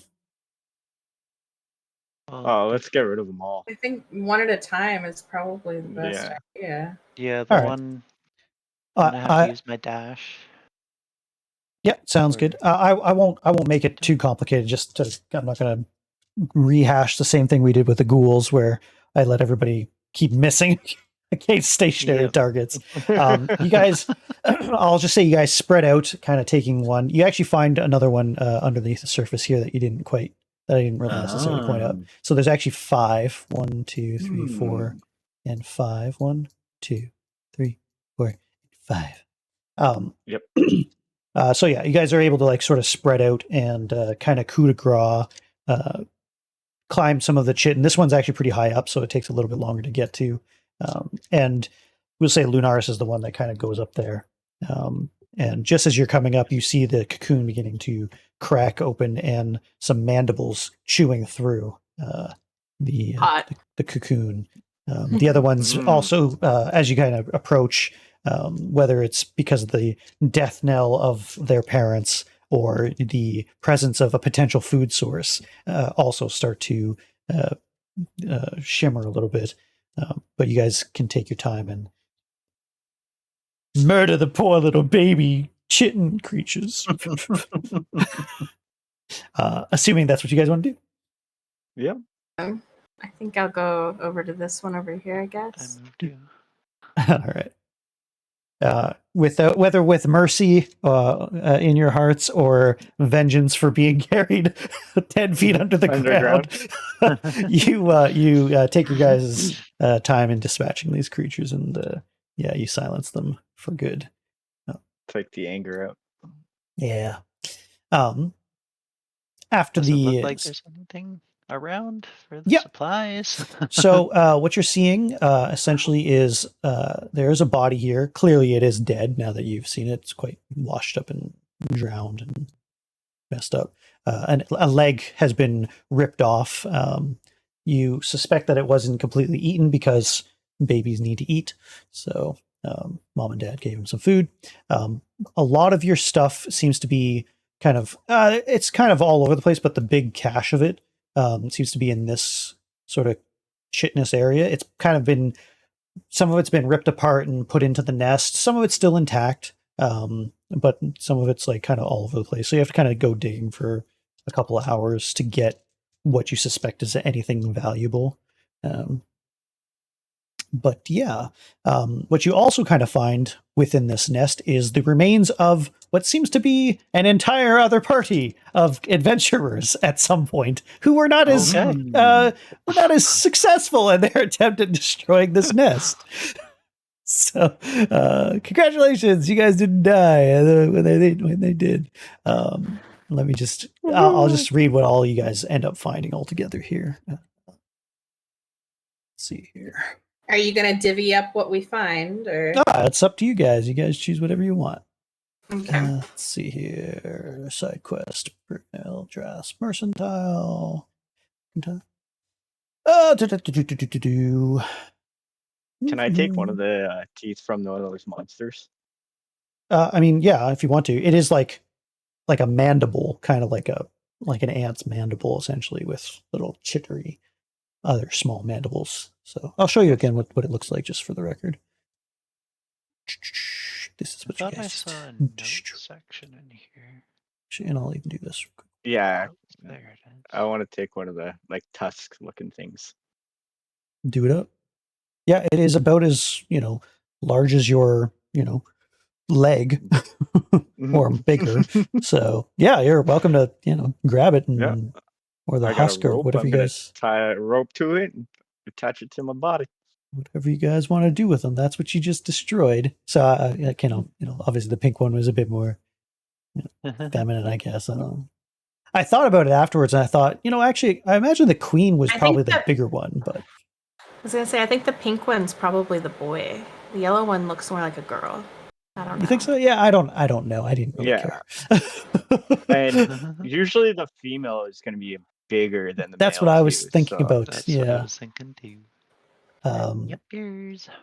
So yeah, the main part of the bundle is in the south corner of, or so I guess the south corner of this area. It's mostly intact for the most part. There are some parts that are just ripped up and tore up and everything, but it's almost being used as insulation for the nest. You also notice that there are like some other smaller eggs that have been laid here that aren't nearly actually in like full cocoon size.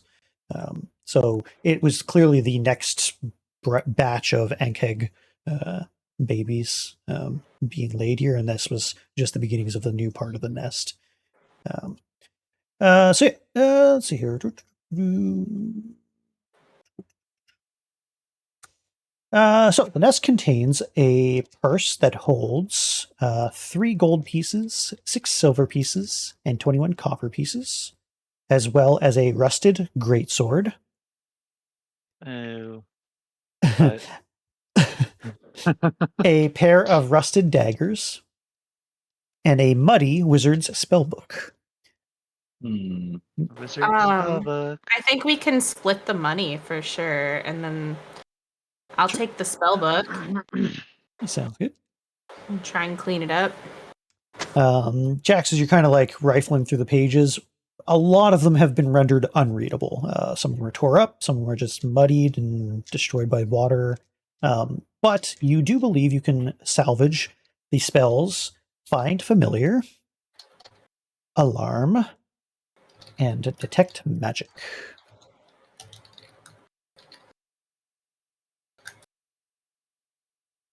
Okay. You guys have found within the rest of it, enough bones to comprise 4 adult people, woven into the wood and clay and other chitinous material of the nest, all over the place. Let me see here.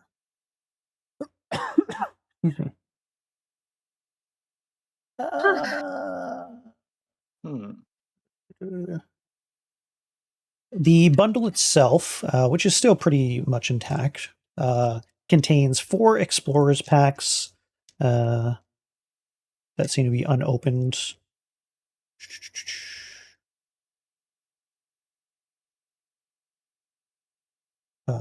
It's got a week's worth of rations. although you suspect that a lot of that was like there used to be a lot more. There's some. I didn't write down the rest of this for some reason. Just some other, miscellaneous supplies, cookingware, dishes, stuff like that. Kind of not super useful for the most part. So we the can things, each take explorer's pack. yeah. What if you is want in to. the explorer's pack? I don't recall off the top of my head. Let me I see. just clicked on it. It has a backpack, a bedroll, a mess kit, a tinderbox, 10 torches, 10 days of rations, and a water skin. The pack also has 50 feet of hemp rope strapped to the side of it. Nice. So I will remind you that the idea was to bring back the stuff relatively intact to get the regular prices for the return. So if you take Right. them, then you just don't get the discount. Or Oh, that's quote-unquote right. This is what discount. we're supposed to be giving to what's his name. Right. Yeah. So Right. that's the pack that you're supposed to be bringing back. You don't have to. I'm just letting you know. If you take No. it, Yeah. I'm happy to bring it back. Yeah, we can throw in the rusted daggers too. I'm taking the rusted great sword and I'm gonna see if I can find someone to fix it up, clean it up, sounds like a plan. tarnish. And then the currency, though, is that what we're bringing back to him too, or can we split Nope. that? That's still? That's probably ours. that's all you. Yep. So if we were to split that between us, what would that give each of us so we can add it to our stuff? Oh, It's more or less God. a gold piece each, except one person gets 6 silver and 21 copper. Is the best we can. Pretty much. Yeah. Like, unless we can like. Yeah, I don't know. The main thing of worth would be the remainder of the spell book for the most part.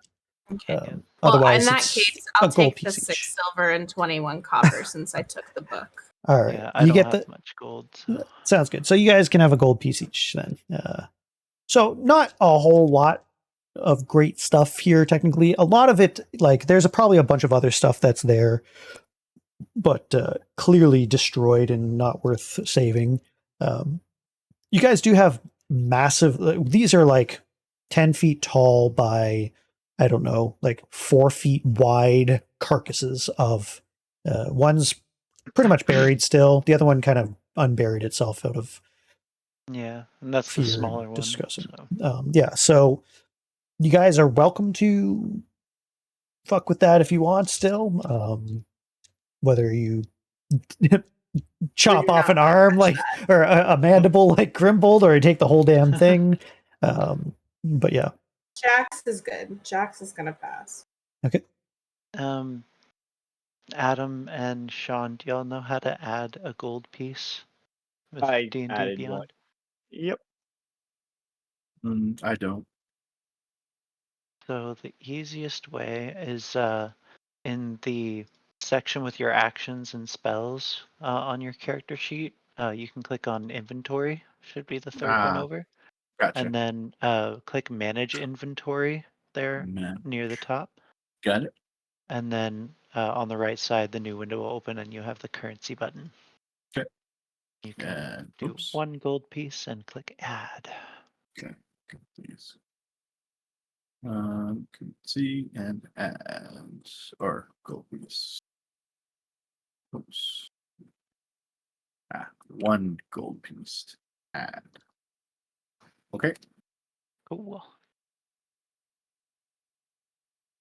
Nice.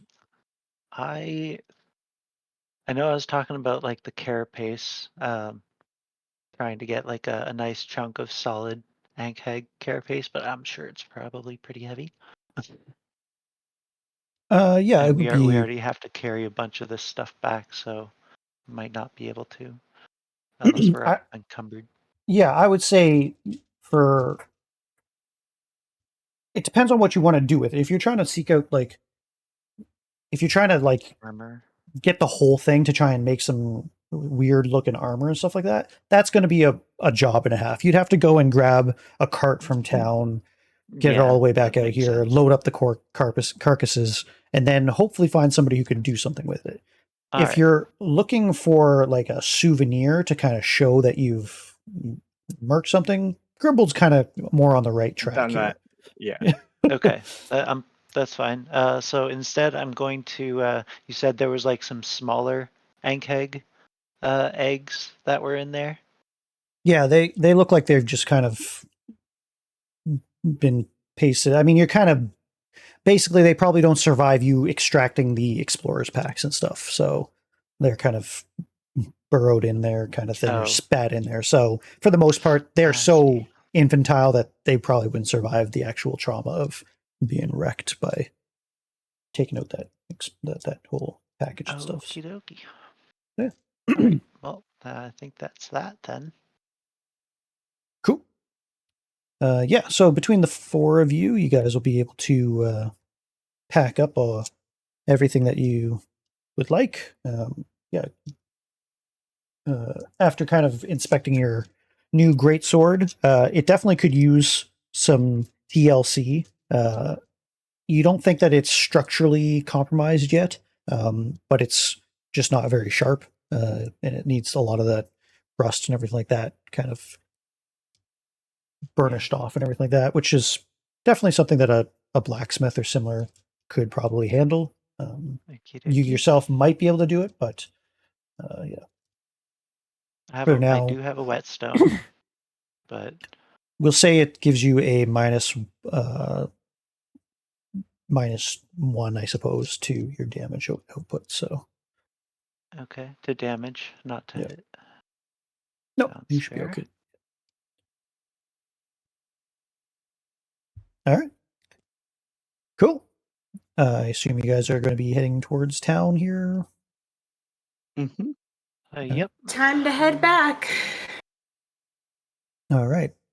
Once you guys are all figured out and everything like that, it's getting close to dinner time. By the time you make it back, it'll probably be a little later in the evening. So we'll say 6, 7 o'clock, so all right, a little after supper time kind of thing. But yeah, you guys are able to make it pretty okay. Let me just quickly check something. Okay. And yeah, you don't really encounter anything. You kind of get the same thing. Farmers are either finishing up in the fields, kind of going home themselves, or kind of just avoiding your interacting with you for the most part. But yeah, you guys, unless you guys want to go somewhere else, you guys are able to get back to Barovia pretty easily. Awesome. Yay. Let's go turn in your do it. stuff. Let's do it. Yep. We'll show off the mandibles to show them what we had to go through.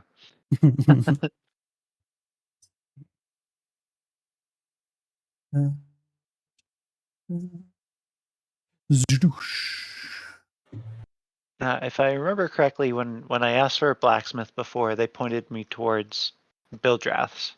Your Let me- creatures are still on the Yeah, screen, by the I see way. that. Sorry. They invaded the town. That's right, eh? Okie dokie. Okie dokie. So,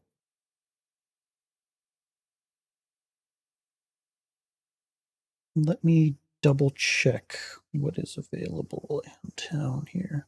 I said that because I wasn't quite sure. I'm pretty sure that one of the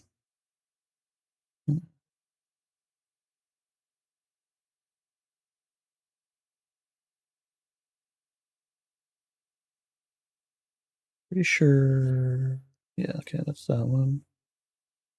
Just going through my list right quick. Boop-a-doop-a-doop-a-doop-a-doo. What was the name of the guy at the church again? Father. Father Donovich. Father Donovich. I had written down Pleasure. notes, but they didn't get saved, so I have to Oh. rewrite some stuff. Yes, Oh, Father this Donovich, is thank you. unfortunate. A pleasure to meet you. Yeah.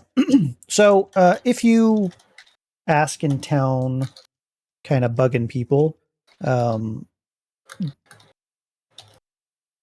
yeah, what do you ask, or how do you ask, or who do you ask? I guess would be the better Like for what? Like for a blacksmith. blacksmith? Yeah, are you just Oh. sort of asking for a blacksmith, or? I'm looking for someone who is skilled with a weapon. Like, I mean, I guess it's a blacksmith. Yes, I'm looking for a blacksmith that can fix up some weapons. A Okay, weapon yep. master. There you go. They'll just kind of point you to Billdrass Mercantile or ignore you, basically. But eventually somebody will say, yeah, weapon, Billgrass. And they kind of walk away.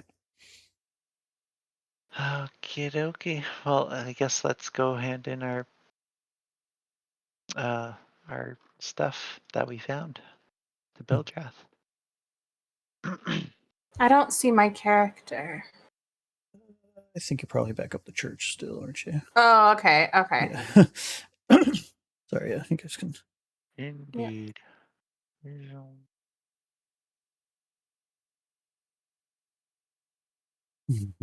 Drag us all down. Thanks, I need to Lunar. refresh again.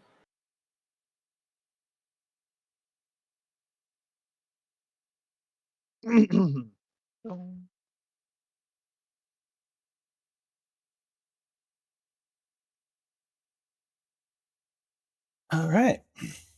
You guys enter Billdrath's Mercantile. You notice that Granny is gone. She's not actually in the town square anymore. Neither is her cart. Oh, where's Nana over Yeah. She was there? getting pies from Granny's. Yeah, on the way. Anyway, this is Granny right here. And Granny's cooked. They're not here anymore. Give me a perception check, please, everybody, before we do all this. 8. Fiver. Apparently just tired all the time because my perception sucks.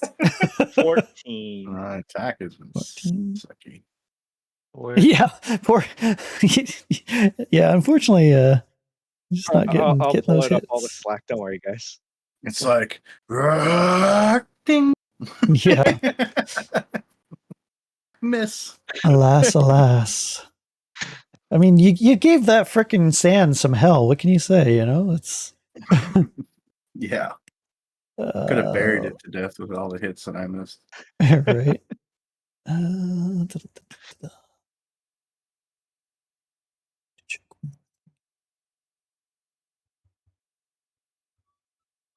I probably need to go here shortly. So Yeah, I know. I can was make trying to dinner and stuff.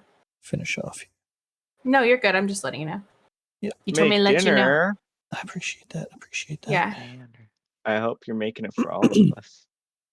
Yeah, for sure. Come on over. Yeah. Yay. Okay, so sorry, 14 was the highest for perception. I don't think Luna rolled it. I got a 4. Okay. Oh, sorry. Okay, sounds good. Yeah, you guys don't Yep. really notice anything out of the ordinary. But yeah, as you enter, Billdrath sees the wear and tear of you guys, recognizing that you guys have seen some kind of battle. But he also notices that you come bearing gifts, and he says, "Ah, excellent! I see that you have met with success. I suspect that it was precisely where I said, somewhere downstream. Yes." Yes. I suppose you could say that. You could say that, yeah. Excellent, Can't quite excellent. say exactly what happened with why they didn't make it, but we did recover the supplies after an untimely encounter with the local wildlife. And I sort of motion to Grimbold with the mandible as he plays with it. Ah, Enkeg. Yes, I understand. Yes, I must say, these are very dangerous creatures. They eat whole cows sometimes. What cows there are? More pigs around here, I have to admit. But yes, a very big nuisance. Some farmers' crops, and some farmers' cattle or livestock, and some farmers themselves, they go missing. So very good. So grateful that you were able to get rid of such monsters in this area. Very nice. But of course, what I'm more seeking is my stuff. So Perry, and he kind of clicks, and Perry Wumple, who's kind of just standing kind of gargantuanly, like hops to kind of thing, and rushes over and basically, with or without your graces, sort of grabs the things that he knows is supposed to be in the shop. He leaves you, of course, the rusted daggers and the greatsword, but mainly the explorer's packs are the things that he grabs from you right away. And yeah, he kind of rushes to the back room somewhere, and yeah, it's like excellent. Well, as promised, I give you reasonable prices for your troubles, and it is a good doing business with you. If you have anything that you direly need, very well, no problem. But I am closing up shop right away. So for you, because you are such good customers, good friends now, please take a look around if you must. But quickly, I am becoming famished. I have not eaten yet. Yes, I do believe we could use a bit of grub ourselves. Yes. I don't believe I really need anything Mm-mm. myself. Nothing. Yeah, there. All right. He's like, very well. Thank you so much again. Anyway, I hope you enjoy your time here in Barovia. As of course, I'm not going anywhere. Thank you for shopping at the Bilderhouse Mercantile. Until I see you again, adieu. One last question, Bildrath, actually. Mm. I did manage to procure a great sword that I was looking for. However, this one is seen worse for wear. Everyone seems to think that you may be the one to talk to about getting this refurbished. Yes. I'm afraid beyond my skill, I am just a simple merchant of weaponry, not necessarily one who can fix such things. You kind of need a blacksmith. All right. Any idea about where I can find one out in this land? Oh, I believe the blacksmith and his family, I can't remember, it's been so long. They either died a year ago or they left for Valaki, somewhere to the northwest. I can't remember which. The only thing we have now is a Farrier family. Actually, I don't even know if he has family. I don't really care. But a Farrier, basically. Horseshoes, that sort of thing. Kind of a, in the head a little bit, but he might be able to help you. I don't know, to be honest. Oh, would you mind pointing us in the direction where the farrier might be, or even where the blacksmith used to live? I'm not sure if they still have the wares or the means to repair things Yes, there. no problem. I'll show you on the way out. And he kind of usher you guys out to kind of lock the door behind him, sort of thing, and and then yeah, he'll point in a certain direction and give you directions. I don't have it off of you right now, but but yeah, we'll go ahead and end it there for today, I think. But, we can pick that up next time. I don't know why they're still there. It's like, They're hunting you now. they really are kind of persistent. There we go. I got to replace it with the Zealous, though. There we go. Thanks, guys, for playing, and hopefully you guys were mildly entertained. But yeah, we'll discuss when we'll get together next time. So until then, I am DM Zelazel, and thank you, of course, everybody, for joining us. Until next time, this has been Curse of Strahd, the Beckoning. Adieu.